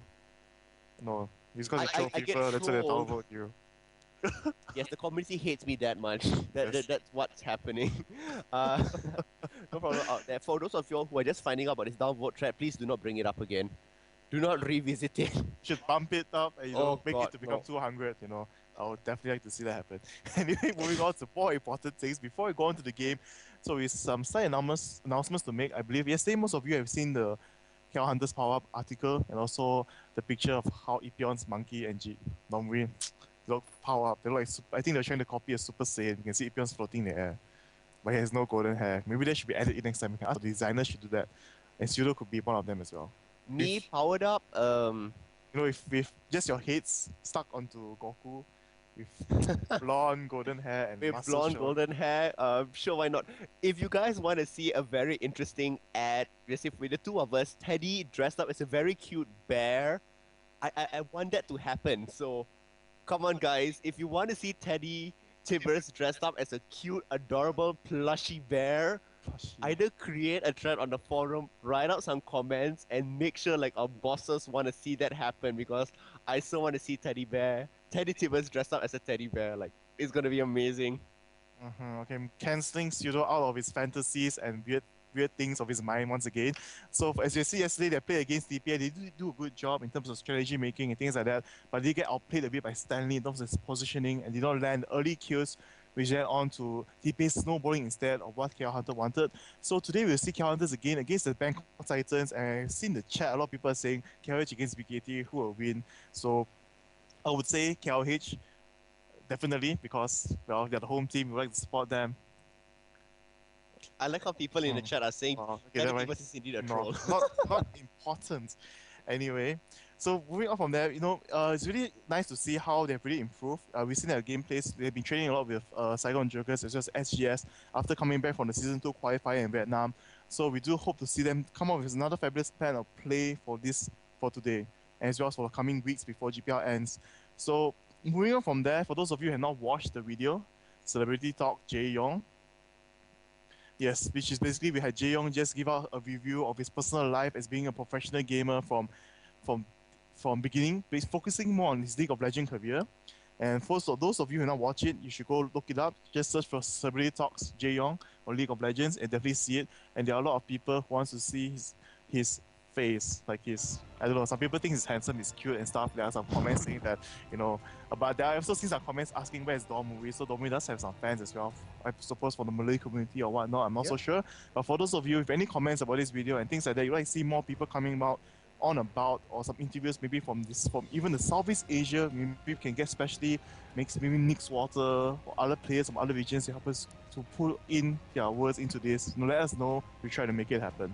Yeah, I mean, definitely getting to find out how these people actually made it, how they started off, is definitely something really good, because many players can get inspired by it and possibly do many things in their footsteps to get to where they are. So that's a good thing on their side there. So yeah. So we actually do have a little bit of more time, so we can actually get a few questions. I have a question here. Pseudo and Teddy, are there any online tournaments coming up other than the Proving Grounds tournament? We cannot really review that technically, but definitely for the following month, which is next month, yes, there will be one. And it'll also be an online tournament, and it will be much more interesting, so to speak. It'll be something different. It's a tournament that has not been done before. At least for our side, I would say. For our servers in Southeast Asia, it's a tournament that has not been done before. The Malaysian side will be primarily handling it. And it's going to be pretty interesting. Actually, I'm pretty excited about that tournament. So that will be happening in early October. So look for information coming out soon. Yes, definitely. So, actually, before we move on into the games, I suppose we should answer one more question if there's any other questions there onto the chat before we move into it. But if there's not, we're just going to move into the game and, you know, as you can see, this Pseudo is suddenly staring into the camera. It's because the producer is just scolding him. Yes, Please stare into the camera. My producer is scolding me, saying I'm not looking at the camera. Do not look away. Do not be shy. Shy. Like shy. Okay, that gave myself goosebumps. So anyway, I think there are no more questions. So we're just going to move into the games. The band has actually started.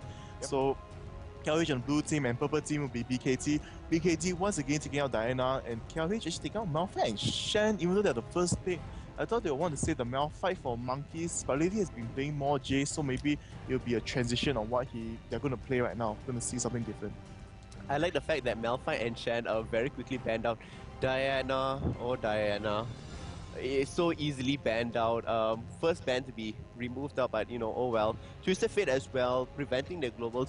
Pretty much everything is targeted from the side of BKT. They don't want Goldens to be playing instead of dangerous AP, so Diana's being banned. Twisted Fate's being banned out as well. On the side of KL Hunters, they don't want Morgana. Pretty standard bans.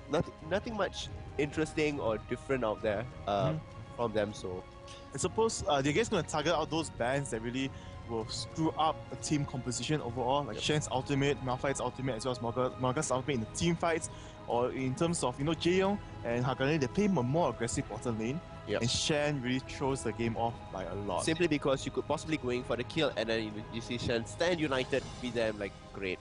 And you hear the like constant Ezreal as well being banned out. That would that's a targeted ban right there. That's a targeted ban. Nobody wants to see Jaeyoung using Ezreal again. But does this mean that he will resort back to Vayne? I mean, he does have a lot of champions in his pool. He has Kog'Maw and also Corki, but lately he has been favoring just Ezreal and Vayne. So we're gonna see what happens from there. You can see Golden's actually picking up Lee Sin. So is this gonna be for Dawn or Dawn? Oh, sorry, it's Epeons. Epeons actually playing today. Sorry, I made a mistake. Epeons or Monkeys right there. So it's going to be interesting to see how this Lee Sin plays out. But from what I know, Epeons plays quite a good Lee Sin overall. I see him use it in the jungle, watching their practices. I would say it's for Epeons, not for Monkeys, because Monkeys is not known to be a Lee Sin player. Like throughout this GPL tournament, we haven't seen Monkeys play Lee Sin all that much. I do believe he only played 1 or 2 games in total. So 1 or 2 out of 26 games isn't all that much. So I think he will go to add-ons. I like the Alistair pickup once again. We saw that how Alistair was a really strong force to be reckoned with in the earlier game. He wasn't all that strong, but looks like also great. Jungle Alistair, support Leona.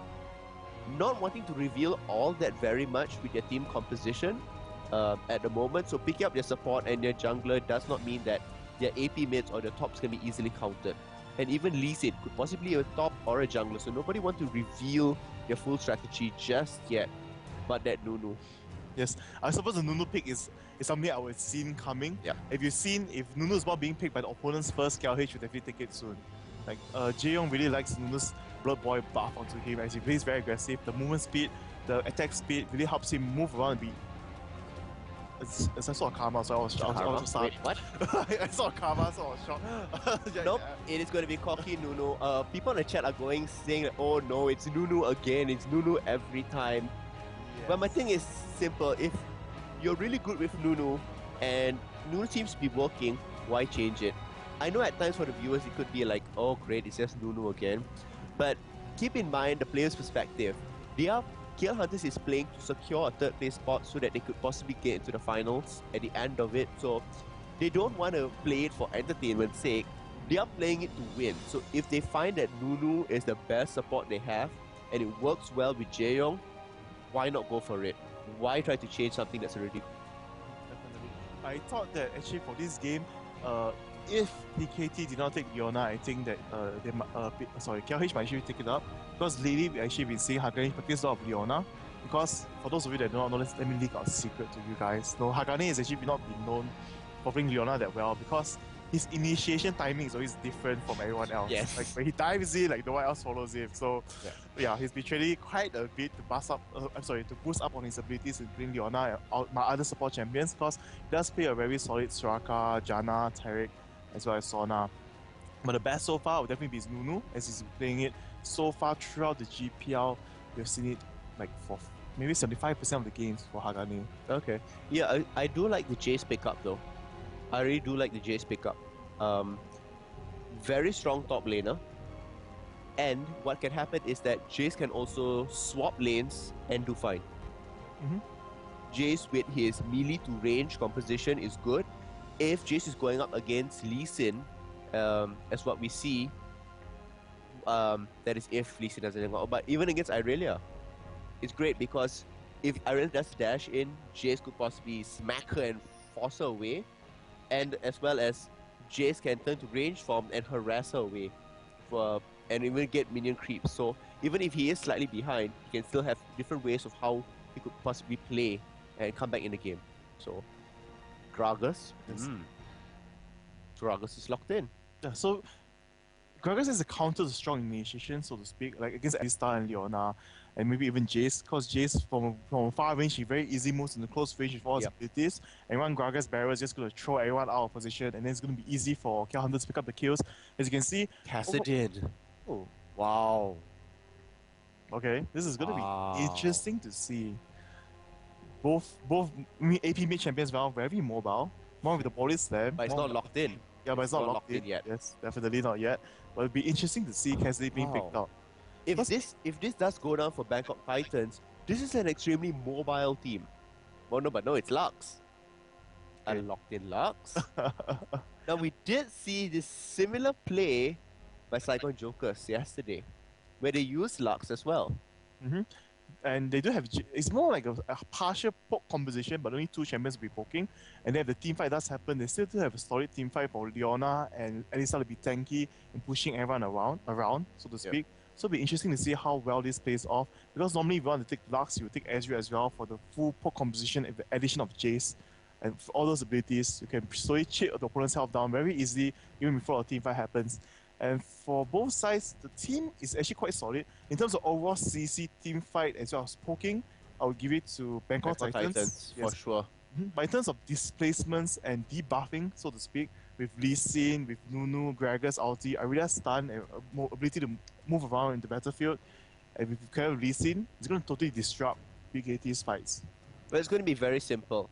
If Bangkok Titans can catch off members of KL Hunters, like how Taipei Assassins did, it will go in their favor.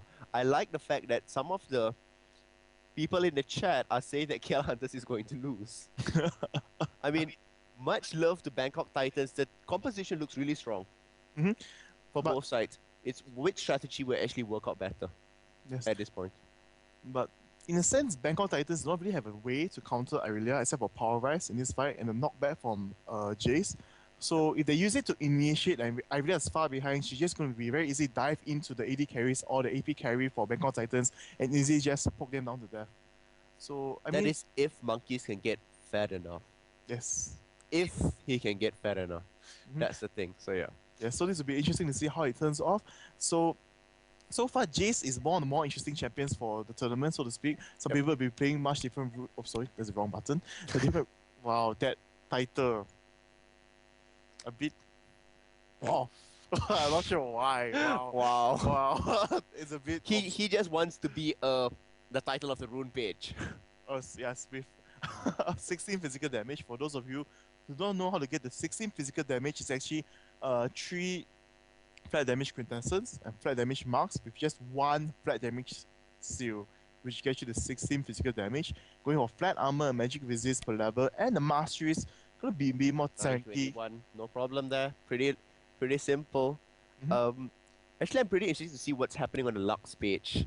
Now, what we saw yesterday from Nyx Water, what's happening here? Here we do see flat AP, flat mana regen, flat magic pen, and flat magic resist. Not wanting to scale. And we saw on the other side Nyx Water going for almost entirely scaling items. So scaling runes. So even here the general 2109 not opting to go for the additional ability power, but instead going for the attack damage that could help out in minions. Mm-hmm. So that's only Oops. for why is it actually done. Sorry, the wrong button. Wrong button, this bad teddy bear. So Yes. yeah, this is actually surprising. We're seeing Lux come back into competition 2 days in a row.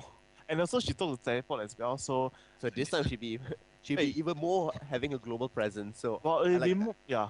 Not in the global presence, but with this lineup, BKT can actually try out what Cyclone Jokers is actually doing. Yes. Yes, because we did see the Leona and Graves in the mid lane for Cyclone Jokers, but it wasn't Graves, it was Ezreal. But Graves with blue buff in the early stages, he could very easily push out the lane with his buckshot, just clearing everything, no problem at all. And for Jace as well, able to handle a 1v2 lane is going to be much easier, and Lux can just play safe, throwing out her very, very long distance range abilities is going to help her out by just that much. But I'm not sure why she took the flat magic resist right there. Yeah, I'm not sure why that was actually taken by it though. Possibly could be something. I'm not really sure about that though. So yeah, minor technical issues, but you get to see them actually loading. Something many people don't actually get to see the loading screen. Yeah, nothing much interesting there, but I'm actually curious to see how well Lux will actually scale into the late game. Now, there were no cooldown runes. Mhm. There was just a very basic cooldown masteries taken. Very, very little, in fact. So I don't know. Will scaling actually work better? Like for Nick's Water, he was basically tickling people in the game yesterday. Mhm. And in this game, will this Lux actually do better? So we're actually going to go into game right now and we'll see which comes out. Let's see support for KL Hunters. If you are supporting KL Hunters, write it out in the RRC chat or write it on the YouTube so we can see people what's happening. And if everything's good, if people are supporting the Bangkok Titans, let us hear it as well. Yes. But I'm told that there might be a remake of the game, so I'm not sure about that because there's some technical issues with Cow Hunters, and we might see a game change right there. They're gonna remake the game most probably. There's something wrong with the settings, so it's gonna see what happens from there. Yeah, so the game is paused for the moment. There seems to be something going wrong with the game. We'll actually wait and find out to see what happens with the game. So at this point in time, you guys can ask us more questions. At this point. So yeah, Yes. you can ask us more questions, no problem. And we'll do that. Well, yes, we'll do that, I suppose. For this time being, with this short delay, it might be a remake. Hopefully, they do let us know in time this time. Sometimes there's a bit problems with the chat, and we get lost out in the communication of all the things. So, hopefully, there won't be any problems at all. So, in this game for KLH against BKT, it'll be interesting to see what happens. And, oops, actually, yeah, we will not have an answer Q&A session, but actually the game has went back. Oh, there might have been paused again. Wow. There is still multiple glitches going on within the game. Not sure. It seems we have both sides seems to be having a little bit of issues. So, I'm not sure what's going on there. So yeah. Yeah, we're just gonna wait and see what happens. So I suppose we can have that Q&A session. Oh, you guys have any answers before you this game guys are starts. saying great. There's an AMA session, but I don't see any questions. I just say sub and go KLH. And someone has tell you Dawn movie even though Dawn movie is not playing. By the way, there's a slight technical issue in the game happening right now, so they're actually fixing it right now. So we will go back into the game quite soon, I believe, in a few more minutes. So you're gonna have to see our so-called pretty face based on what Pseudo has described us. Was it pretty? Did you say pretty? No, I didn't use that word. Then what word did you use? I said beautiful faces. Never mind. So yeah, people are saying say my name, but that sounded a bit wrong. But it said what? Blast tanker? Hey, I have no idea if I even saying your name right. I have no idea if I'm saying right. So yeah. Okay, so Teddy, what do you think KLH's chances are? Oh wait, there's actually been. Is actually gonna be a. Okay, there's actually gonna be a remake right now. So give us a moment. We're actually gonna rejoin into the game, and I believe the chances for this game for KLH is actually quite high. In terms of overall team fight, I would have to say it really depends on how well both teams play off. But in terms of disruption, in terms of the early stages, the gangs with Gragas going on instead of Lux, with Gragas mobility being much more higher, even though Lux does have teleport, it's going to be an advantage of KL Hunters from there. And where is that? Okay, so Teddy, we have questions coming in here. They're asking, what do you think KLH chances are? Yes, I was just answering that. If you're not listening to me. No, I mean like, what are the chances? Like, give me a percentage. Okay, give you a percentage. I would say, it will be about 75% for this game. Okay. Yes. There we have it. Guys, I can't pronounce your names. These names are so weird to pronounce. USIAORH. Teddy, what's your weight? You see, someone just said that TeddyTibbers is 3 times pseudo size. So I suppose you can ask what pseudo size is and times 3, and then you get my weight. Maybe that will work out. I can tell you what's my weight. So yeah, and then you do the math by yourself, okay? Yes. So yeah, I'm at 68, so do the math. I shall Lux ulti spam. Sorry. I shall not ask this what. So for Lux ulti spam, I mean Lux ulti spam will be the same as happens yesterday. If you saw yesterday's match with SAJ against SGS, Lux ulti spam was quite good, but if you shouldn't farm up on the items, the AP ratio is a bit much lower in comparison to Gragas. Gragas does have an easier time to farm the cask into his body slam, instantly clearing almost any minion waves in the mid game. It's very easy for him to farm out, and his mobility to move around the map with his body slam, climbing out cliffs, going through walls, and one ulti, if it goes for the gang, for the bot or top lane, will very easy, much more easily help them secure the kill. But for Lux with teleport, she goes in, she takes the 8 seconds, and when she lands in, if she misses her abilities to bind the opponent, and then she's like, okay, nothing happened from there. I'm so sorry. It's like people are actually doing math in the chat right now, and they're like, oh my god. Oh, Teddy is 204 kg. You mad, bro? Not really. You know, maybe I should try. I should get everyone on this list. I do a body slam, and they can feel my weight, and maybe I am 200 kg. Actually, talking about body slams, there's going to be this new design that will be coming out. Hopefully, the design team approves of it, and it actually does come out.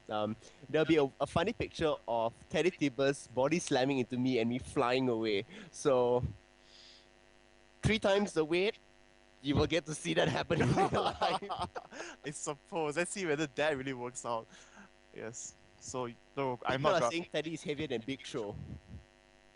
That is impossible, I would say. You know, I think at least 30 cm taller than me, I believe. For Big Show's height, he's about 2 meters and 10 cm, I believe.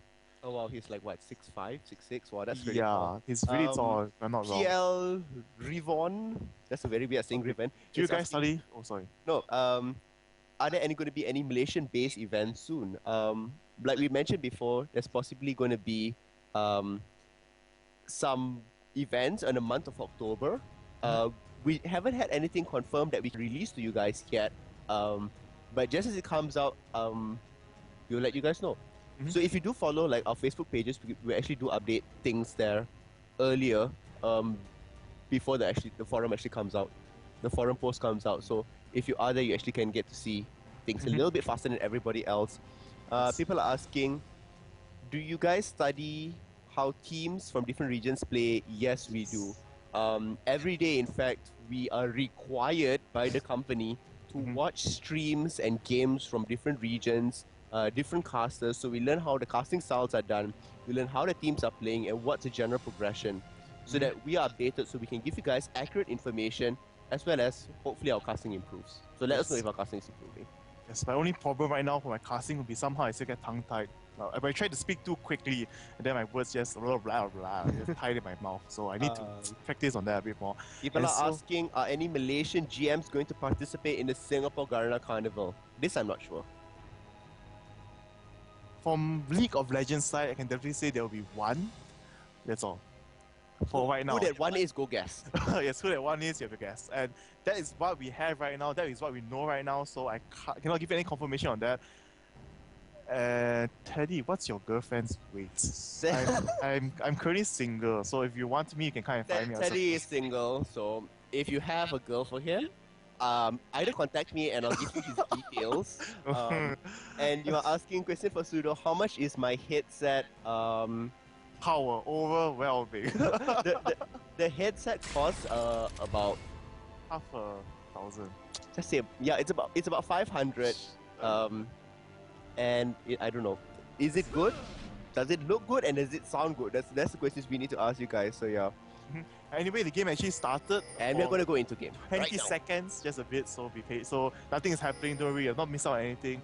And you're going to see maybe a counter or just going to be defensive play from KL Hunters right there. And where they're going to be able to catch anyone. And BKT again, sticking to their own game, going to play more defensive instead of go for offensive jungling and counter jungling. So we're going to see, wow, KLH actually... Could something happen here? Could possibly something happen here? Hagane is actually kind of out of position. No, Resonating strike does go off. Hagane is just like being the boss. He's using Demolisher Nunu. He's not afraid of anything. He's just gonna crush everything on his way as he walks in. It looks like now Bangkok Titans are clumping up together, hoping that, you know, the invade is not actually going to go off. So yeah.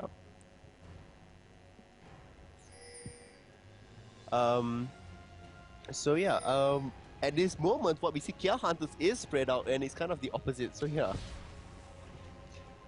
we're going to just change it out just a little bit for you guys. Yeah, we just had a little bit of a technical difficulty, but that has been fixed right now, so no problem there. Bangkok Titans will actually be a little bit slow in starting their jungle. Alista forced not to be starting with his blue, but most likely will be starting with Raves into red. So, okay. Not sure I agree with that though. Alista kind of needs his blue though. Oh, nope. He's going to take the Wraiths and see whether the KL Hunters actually come for the blue. Now moving on to blue. I think a bit much more slower, but yeah, taking the safer route instead. Yeah, so no problem there. They will be taking it out very slowly right now. Very slowly. Yeah. It's a pain for those junglers who need blue. If you start your blue a bit slow, it's just going to slow your whole jungle lane. The whole jungle phase as well as your leveling by quite a bit. Yeah, so it's a little bit slow for him, but not to worry. Jay's actually poking away. This is what I talked about. At early levels, Jay's being able to transform from melee to range will actually help him out quite a bit. I like that Alistair and Lee Sin are both there. Something massive is going to go down. Geno possibly going to do something, but nope, the Resonating Strike does see him, headbutts him away. Hagane receiving a couple of shots there. 3 hits off. A little bit of damage, but not too bad. Not too bad so much. Not too bad at all. So, no deaths actually went on. Hagane receiving even more damage. Throwing an ice ball out just to, you know, return the favor of damage back to Graves. But at this point, it's pretty even.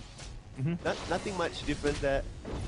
But look at that. Leia possibly could go down. I like the binding actually managed to hit Epion's, preventing him from actually doing additional damage. 2 Lux, so that was a good job there on that side. I like how Hagane is harassing. Hagane is just being a boss right there. Jiyoung ignores it, just continues to farm. Look at that. Ooh, the exhaust does go down. Zera's very, very low. Forced to flash. Valkyrie will go up first, but does go up. Will Jiyoung get out of this? Jiyoung will not get out of it. Hagane, will he bring this down? The flash does go off. That was a weird... Oh, ice ball. Why did he not ice ball immediately? Most likely it was on cooldown, but the pots, the health potions, will use actually kept him alive. So that was a very weird flash because she just flashed right in front of him. Yeah, like he flashed like, ugh. I have no idea. Maybe it was his pick. Oh, look, Epion's going in for Geno. Missing a Resonating Strike actually. But it's okay. The slow still procs go on, forcing Geno to use his flash and move away. It is considered as a successful counter jungler in my opinion. Yeah, I mean it's a successful harass, but they didn't actually counter any sort of the jungle part of it. It was a really good harass. So what happened now is Alistair has to force the move out. I'm not sure if they actually can do anything up there. I'm not sure if Golden should have gone up to the top lane because Jace is one person where you have the acceleration gate that can open. If you swap between melee and range, you can easily transition to increase your movement speed. So I don't know if it's really that wise to engage on Jace at such early levels. But I think it's actually the Irelia farm up much better because Gragas has the ability to push much faster in comparison to Lux with his body slam and his barrel, as you mentioned earlier. And he just totally just finish the minion waves, push the lane, and he just walk up to the top lane, just try to get a gang down, maybe to reduce Jace's health by a bit more, so Irelia can get farmed up. And you can see right there, Irelia with 31 CS and Jace only with 18 because of all the help he's getting from the jungle as well as from the mid lane. So it's pushing up. They're actually focusing more on the top lane right now for this game, making Irelia one of Look at the that. star, and then goes one level higher. The true damage going out, and wow, Matt actually just missing that ability right That was a there. very literally off tangent That was like skill totally shot. off the mark. Wow. Totally off the mark. Yeah. Not sure what was going on. Maybe we just panicked quick a bit too quickly right there. So we're gonna see right now everything is gonna move back to its very static stage. But on overall CS right now for the bot lane, we can see a slight advantage on the Graves because Corki did die just now. Yeah. Okay, did die. Just a couple of CS, but nothing Jeong can't actually, recover from it. Look at his Aphelions will be coming in. Look at the amount of damage going on to Leo. Will Leo actually survive this? Nope. The Ignite goes off. Aphelions is actually really low at this moment. If Geno was perhaps a couple of seconds faster, he could have done something about it, but that's how the cards fell. And I'm still taking more damage from Jeong. Jeong actually being fine. I'm not sure if I like this Hagani play of walking up into the enemy brush. When they have a Leona that can stun and a Graves that can dash forward, I really am unsure about this whole being a boss and running in.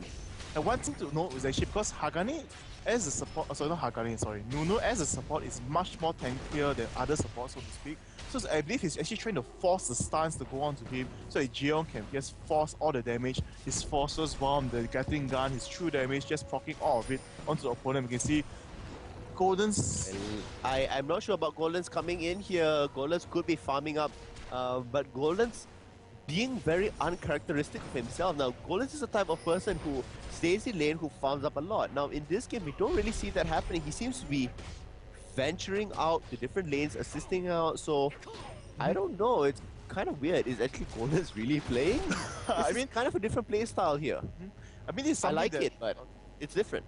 Yes, I mean this is something that actually a lot of pro gamers are playing right now in other regions. If you see how TSM has been playing and things like that, and how they focus on to Reginald, his mid lane AP carry, he travels around, he lands successful ganks with his Morgana over AP mid he's playing, and then he just carries the team to victory from the early to mid game and totally dominates from there. Look at that! Look at the amount of damage that's being dealt out. Jay's in actually a really good position in this part of the game.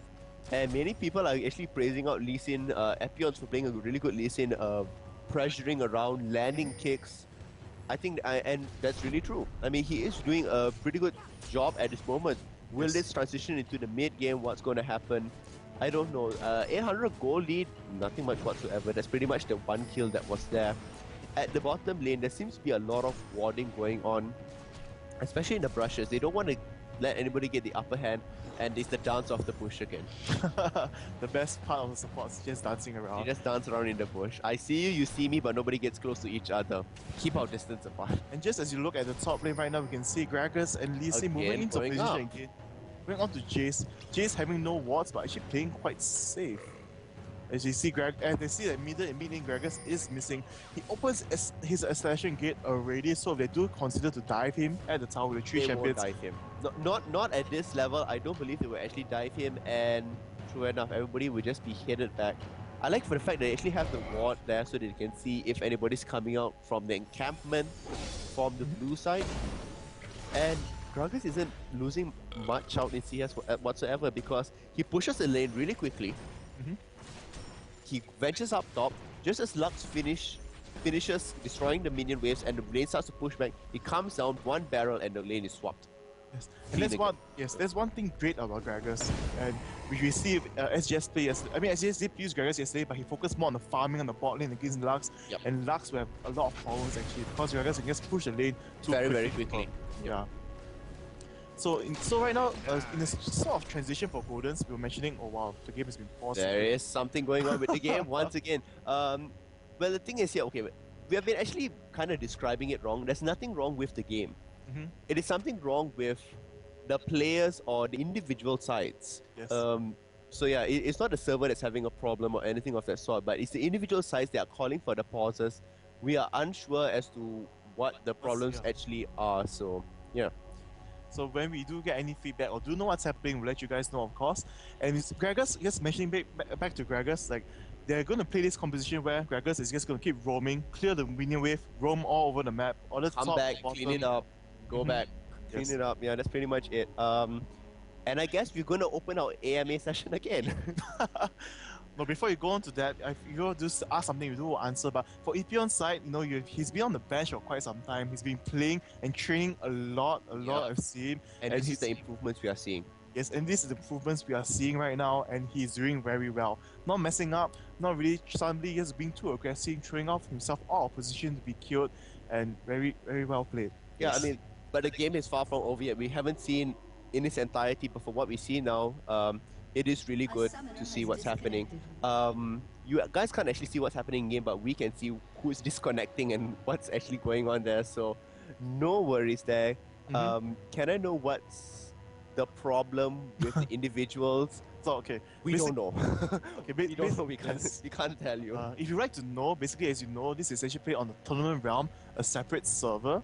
So for all regions to connect to it, sometimes there are some connection issues because it's connected to a main server located in Taiwan, so to speak. Yeah. So which does create some types of connectivity issues which need to be fixed separately.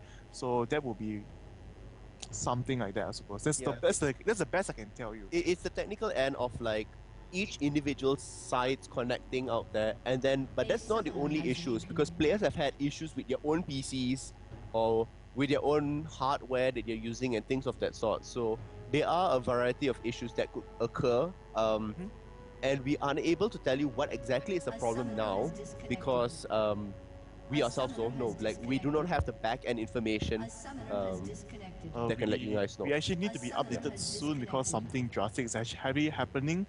So I'm gonna need to ask the producer right now, actually what's happening. Can she give us an update to what's happening right now? Because if not, we're gonna really lose out on everything what's happening right now. Yep. Yeah. So so somebody's asking, if there's events in Malaysia, will it be in KL or will you come to Johor Bahru? That's actually quite hard to answer. Yeah, because mainly, of course, everyone will know the main reasons why the events are focused in KL is because it's where the highest concentration of players are there, and so it's easier for us on the Malaysia side because our office is in KL to organize and travel to do the events. For JB side, of course, we do try to do events if we can and if time allows, as well as we can work out something with the cyber cafes over the area. But it really, really much depends on overall how everything is working out. And actually, you guys can actually hear the in-game sounds. That's why y'all are saying someone has disconnected, someone has reconnected. We have no idea what's going on, but there seems to be this disconnection and reconnection going on. So yeah. And from S2 finals, no, there will be no Malaysian team because, well, for Southeast Asia region, only one team will qualify, and that was Saigon Jokers. Actually, the game has actually resumed, so it can actually going back into the game right now. So, basically, to explain very quickly about Season 2, Malaysia had their own qualifiers where the KL Hunters won. Singapore had theirs, Thailand had theirs, Philippines had theirs. All of them, the winners of it, finally went to Vietnam, which is the one that Saigon Jokers won. And they are the ones that are going to represent the whole of Southeast Asia in the finals in Los Angeles. So hopefully that clarifies things. Yes. If you're asking about the headsets, are they working out for me? I don't know. Do you guys hear me clearly? Things of that sort. It is working out for me. And no, I did not buy it for myself. It is Garena that got it. Garena, like, see, both of us have the same headsets. Yeah. So, yeah. It's just bought specifically for this casting to improve the whole overall quality. So it does.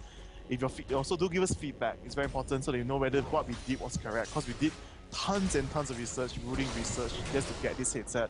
As you all know, before this we had some sound problems, and hopefully we have fixed everything so far. Yep.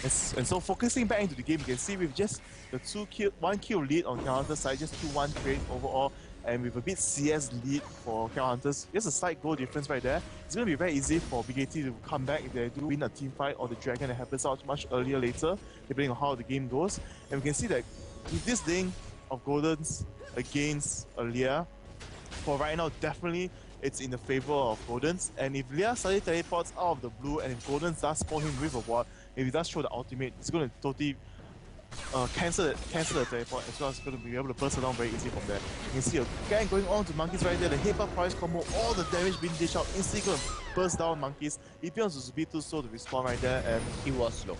Yes, as Ms. Monkey did dash out to farm, so he put himself out of position. He did not realize that Alistar would be right there, and instantly just got burst down all the skills from both Alistar as well as Jace. The engagement on top there, it was more of, I believe, a miscommunication of who was exactly going to engage and when it was actually going to happen. So I think that was basically what happened on top. Look at explosive cast coming down by Golden, surprising everyone. The Valkyrie goes right on top. Nice flash, but the Ignite takes him down. Oh, Absolute zero being stopped very quickly. Gragas throwing out his beer barrel. And once again, we see the same skin Vandal Gragas coming out. Possibly could go for a very quick dragon at this point, but Lux is there. Epion's coming with Lee Sin, and yep, it looks as if they will be taking it. Will Alistair come in possibly for a smite? Still, Hagane is doing relatively low. Will Zephyr go off? Jaeyoung taking huge amounts of damage. Very low on mana. Golan's on the other hand, Epion's nice. Very nice resonate strike into campus to slow him down. Dragon kick moving out there. Geno. Oh, but look at that. Epion is very low. Nice laser. Taking out Epion's Hagane extremely low. Oh, and very low. Jace could still make something happen here, but with that barrel, with that cast being thrown, nothing much is going to happen. And Monkeys is going to free from top, possibly take down this tower. Nobody's responding. Jace is slowly walking back, but this minion wave is pretty huge. Possibly could take it down. Just about half at this point. Yep. Yes, Below definitely half. going to take it down. If Monkeys does decide to do it, definitely will take it down. Oh, but look at that Oh, explosion. never mind. All the minions disappeared out there. Very nice placement by Bangkok Titans. Hitting Monkeys just a little way away from the tower, but what happens is in a couple of waves time, the turret will go down. Yes, It's but- imminent. But actually that was very well played by Matt because he positioned his abilities very well. Like you saw him, he did a panic miss earlier, and this time he hit perfectly well. Yep. Clear up the waves entirely as it should be.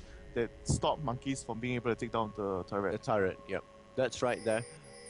I'm actually quite shocked that Gragas decided to go for Death Fire Grass immediately. I believe because right now Gragas is being more the mobile champion moving around. So right now he really just wants to burst a champion down when he comes out with the explosive cast pushing them to him, maybe Deathfire the barrel. That's it.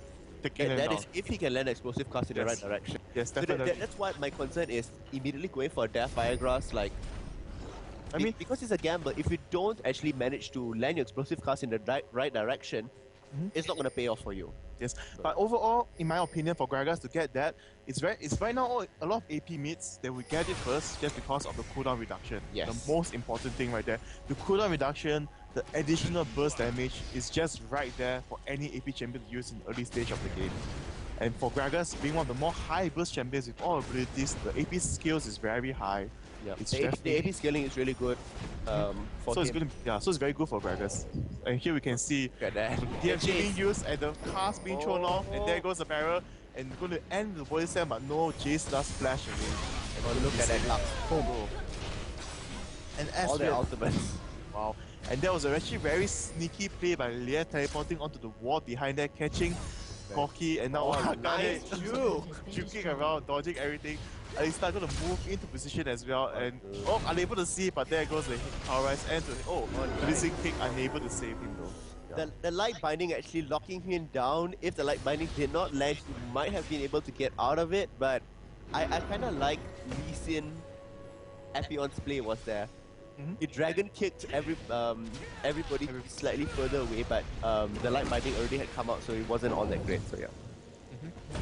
And right now, as we were mentioning about all those things happening, the assignment, Monkeys did take down the top turret already, and it's pushing a bit too far. They're getting the golem. I believe he'll decide to move back soon and go out and buy his items.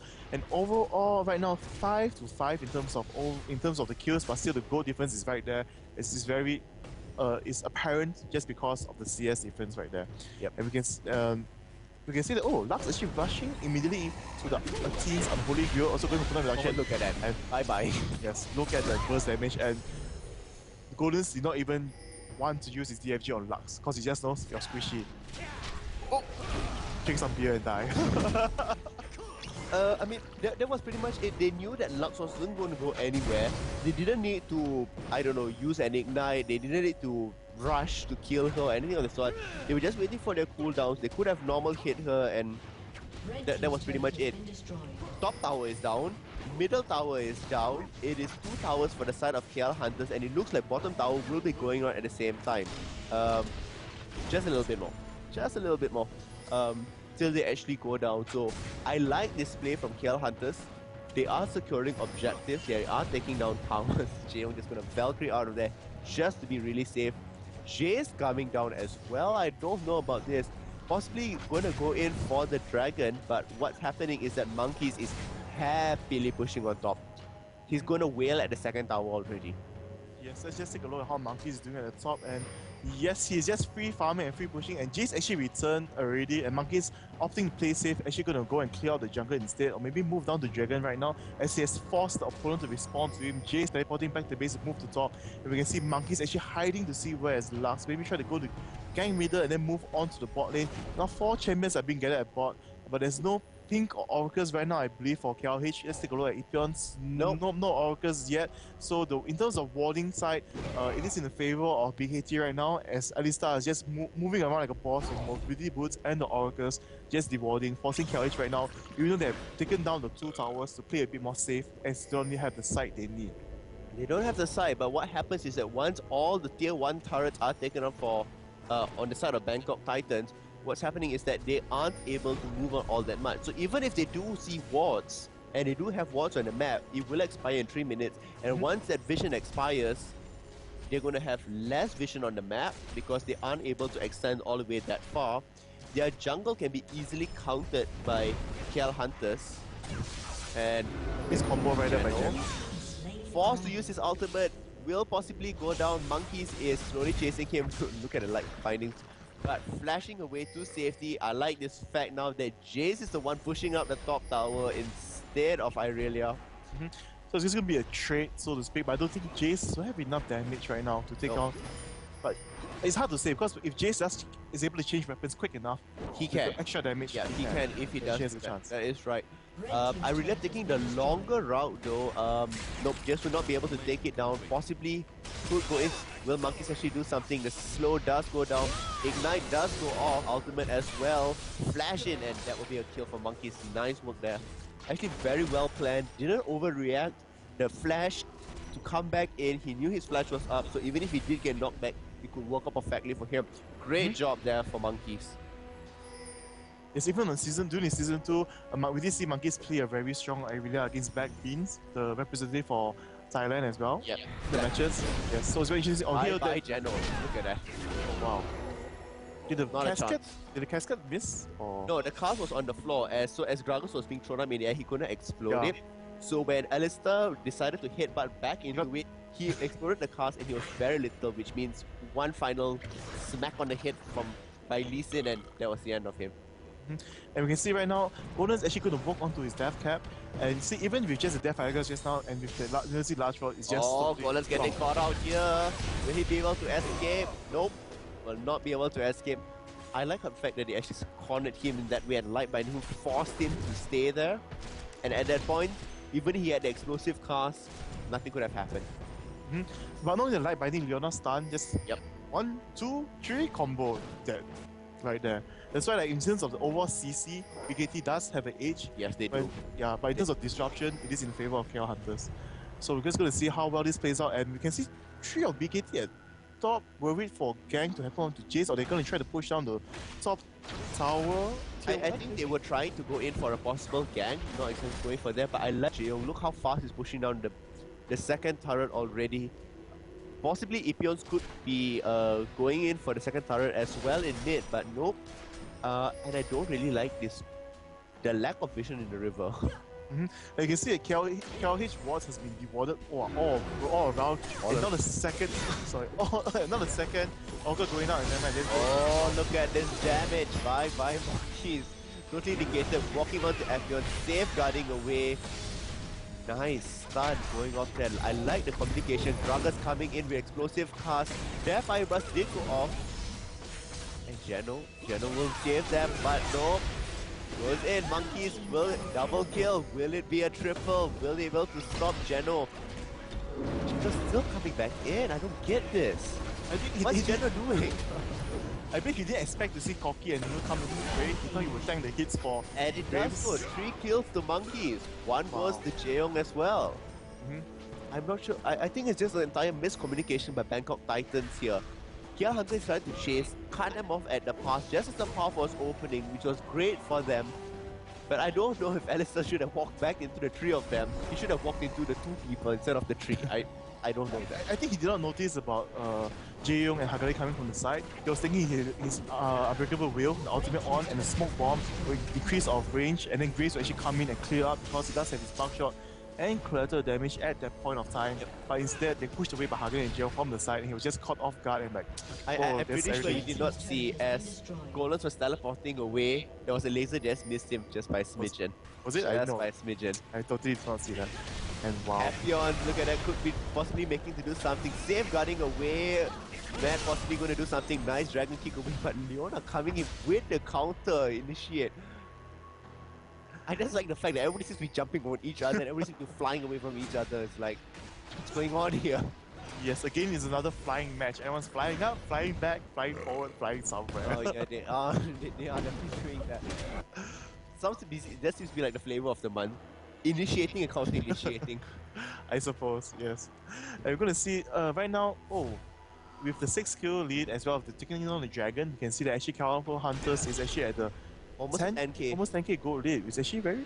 It's a 9k goal lead at this point in time, which is really good. I would love to see more wards and that oracles being bought as well.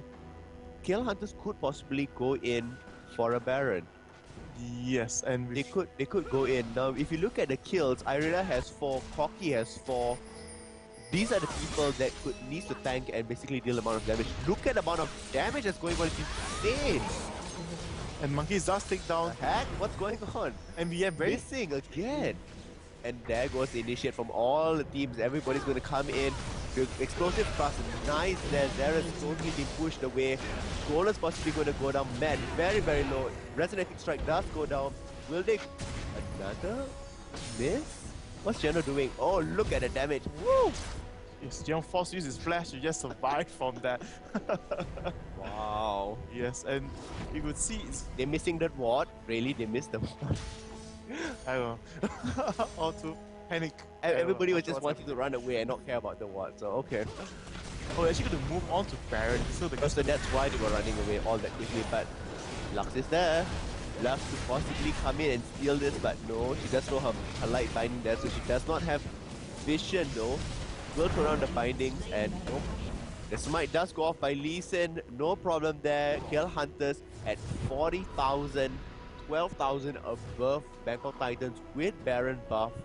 Ahead in kills by 9 kills. Will they go in for a mid-final push? They might go for Dragon before going for the mid-final push. I'm not so sure. Maybe BKT instead will be ones going for the Dragon. You can see right now they're going to fight for the buff and try to keep themselves in the game by giving the buff to Lux. They're just going to use the final sparks all day while defending mid lane, which is one thing that makes Lux just so much good as a defender and initiator as opposed to the laser as well. Yep. If she does have 40% cooldown reduction, it's like in one team fight, she can use it twice. To initiate and to finish it off. To get the penta kill, it's also possible. That is really possible. What's interesting to note is that Apions is doing a really good job. He is really doing a good job. He's making very good plays. He's able to juke many people. Kraga's taking the barrel there, not too bad. But what's going to happen now is that, like you mentioned, Dragon has been taken. People are moving up into the lanes, possibly going for the bottom tower. And like I said, Apion's making really good plays. Running away, counter-initiating, safeguarding. Great job all around. Just all around. Yes. This is what you need your jungler to do actually, basically. The jungler is sets the pace for the early game actually for your whole team. Like how successful your gangs lands, in counter jungling, whatever he does will set the pace for your entire team because his presence is what makes your lanes farm better, feel safe, as well as perform much better. And Epions has been doing a very good job all around this match. He indeed has been doing a really good job of it. I like the fact that they are kind of dancing between the two lanes, where Gragas can throw his barrels to either side and help manipulate the lanes to whatever they suit about it. And looks like they will be going in for the tower. They do have a little bit of minion support and nice initiate by Geno there. The laser does go off, so he will be down for another 24 seconds. And with the minion wave coming out, they won't be able to do much of anything really. So this is the defense by Bangkok Titans is actually pretty good. Yes. Pretty tight, not wanting anybody to actually, you know, get super caught out. That's because of their long range abilities, Jace and Lux. But just if one of them just stands out of position, just by that It'll be single gone. bit, you'll be gone. Because It'll just be one explosive cascade, like, it's get over here, like Mortal Kombat, you The know. same combination once again. Alyssa coming in for the headbutt into Pulverize, being stunned up there, and then Lux coming in on top of it with lasers and with her light binding. So I like the combination. I like the communication as well to make that happen. Overall, in terms of clearing the minion waves, both teams does have the ability to do that very well. But the poke from Corki is the one that's bringing down the tower. Yes, the poke of Corki is the most important thing. So you're going to see how well this fares off. They're actually, KLH is playing very, very safe. They're actually going to try to poke down the turret before they go in. They're not going to dive at all. Just trading hits. Look at that. Look at the amount of damage. Explosive cast pushing him away, and that's the end of him. And just as you mentioned, Matt, you just was too aggressive, got caught out, the stun went down, and it's a GG right there. If you play against the Gragas, you get stunned by someone else, the Gragas is just right there. Solar Flare does go off. Very low. Jeong is going initiate. Jeong does go down very, very quickly. The tower does go down, but everybody's moving in. Geno going to go down very, very easily. No problem there.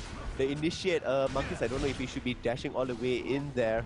They could possibly go for Leona, but they are going to go for the inhibitor. No problem there, no contest whatsoever. Tempo Titans are just low, and they are going to back off, possibly secure a couple more buffs, and then come back for a second. I like Hagane walking all the way back inside, planting their ward there just to show that they have vision, they know what happened in their base. And a lot of people don't understand why the ward needs to be placed. It's actually because after you break the inhibitor, it's very important if you place the ward there, you gain sight even though your minions has not reached the area. So you do know whether the opponent team is moving. One's getting caught out there, but nope. Just receiving a little bit of poke. Nothing much there. Will they actually bring down this turret? They could have possibly done this, but Jeong is not there. Jeong not really doing all that great, to be honest. He's coming out and sweeping a little bit of kills, but other than that, nothing much. He did get caught out initially, which was not really great on his side, but we shall see as he's about to rejoin the fight, and the 5-on-4 clash here. Hagane and him flying away on the other side, flashing onto the wall. Ignite brings him down. Look at Golem throwing explosive cast, kind of being out of position, and looks like Hunters will lose this one. The fight does go off. Jeong coming in to sweep up Gragas. Graves, what am I saying? I can't think of words. Words are escaping me. Yes. And looks like with this, Corki is at full health. They will be able to take down this turret. No problem whatsoever. This inhibitor will go down, and look at the top lane. The minions are already starting to push, which means that they can rotate to the top, take down the top turret, and possibly the top inhibitor as well. Gragas returning to the fight, coming out from his base right now. Yes. But in terms of that fight, I think Jeong made, I would say it's a mistake. Like he went to chase Graves instead of being in the middle. Instead of being in the middle when 3 of the opponent champions were there and the team was tanking for him. Yep. If he stayed there, I believe he might have gotten a triple kill instead of a single kill right there for his team. But then again, ensuring that Graves is not around means that they can push the turrets perfectly fine. Because if Graves manages to go back, heal up, and come back again, it means that they're thwarted basically at that standpoint. So it's a calculated sort of thing where your judgment call may come in question, but it's something that you make a split decision on. And I guess it worked out in this favor, where they managed to get a tower, they managed to get the inhibitor, and things were just fine and dandy. Yep. Definitely.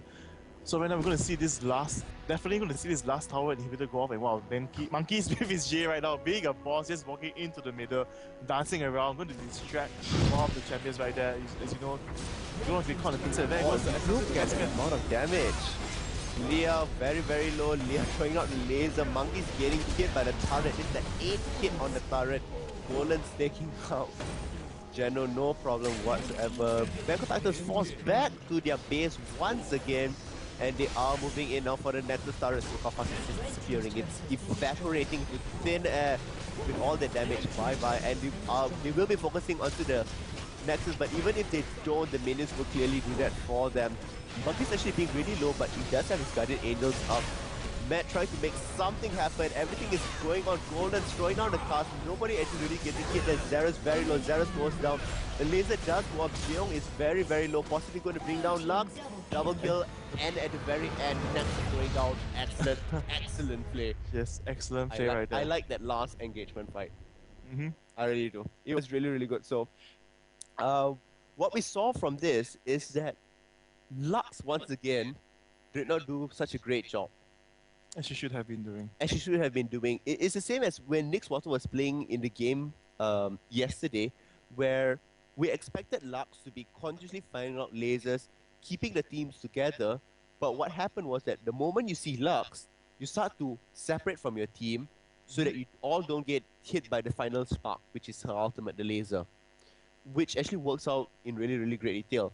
And once she throws out her light bindings, she can't do anything else. She throws out her slow, she can't do anything else. She needs to wait for her cooldowns to come up again. So Lux wasn't all that very much present. And if we actually look at the final items on the score screen right now, we can see that there's a Void Staff being bought by Gragas. There's a Dare Firegrass, so that's all that extra penetration being placed there, which means that his explosive cast became all that more potent. But if you look at Lux, Rabadon's was not even finished yet. Yes. And even though she does have 200 CS, she only has 8k gold in comparison to Golden's, because Golden's does have the extra kills and assists, which actually piled up quite a bit right there. Yeah, so the extra kills and the extra assists is what that made things happen all the much better. For the side of KL Hunters, all the extra assists out there. If you look at Kagane, he has 12 assists, which is a good number. If you look at Golden's, he has 13 assists, even more up there. So it worked out. There's all this additional gold that actually adds up to things and makes him able to buy all these large scale items and makes him even more potent. Definitely. I mean, as we mentioned, this was a disruptive composition against a poke/CC composition, and we could see that because of how much easier it was for KLH to farm in the early stages with Gragas in the mid lane, and his mobility in comparison to Lux, they dominated the mid game quite easily. As Gragas had no problem traveling around, and he did land a lot of assists, as you can see, 14 assists. I believe until 20 minutes in the game, he only actually had 1 kill, and his score was like 108. Like he something of that sort. Interesting to note that you see, even though Lux was in lane farming up, Gragas was actually doing the same. Gragas would push the lane, Lux would slowly push it back, and just as the minutes were coming back into lane, Gragas would miss out a couple of CS, but he would throw one of his barrels and get it all there. So maybe many players should actually look out to use Gragas, being able to not only farm up in your lane, but also create pressure by disappearing from your lane and ganking either one of the lanes. So, great job by KL Hunters. Very interesting strategy being used. Kudos to them. Kudos, definitely. So pretty much we have reached the end of today's session. If you have any final questions, we can still answer it. We have a little bit more time to be out there. So Teddy, do you have any words that you would like to tell our viewers? Would you like to see TeddyTibbers homework for you guys? Like AJ may have person. I'm just joking. I think it will sound very weird. But would you like saying it out or? No. I'm just saying, like, you just to go on, like, mentioning, see all these different strategies we've seen for GPL, and you see how IPL is actually trying to do a coverage on all the things that are being done, like those things that are very different and new. Like, he's covered like the sheer composition as well as the promote. For those of you who actually have not tried promote, it's actually a very strong summoner spell, but you really need to know the timing of using it, that when you use it, that minion does not die too quickly and you're able to push out really, really far. And you have actually seen the match of TSM against Dignitas, the first game, where you see the Shyvana being used by the odd one against Skarner. He totally did not farm his jungle for most of the game. Yeah, he did not. He just spent time counter jungling. Yes, and that's also one of the strategies that, why bother jungling when you can counter jungle? Yes, that's the sort of mindset that North Americans are starting to have these days. And it's really, really good. So, yeah. Thanks, you guys, for saying that we are not bad and the casting was actually good.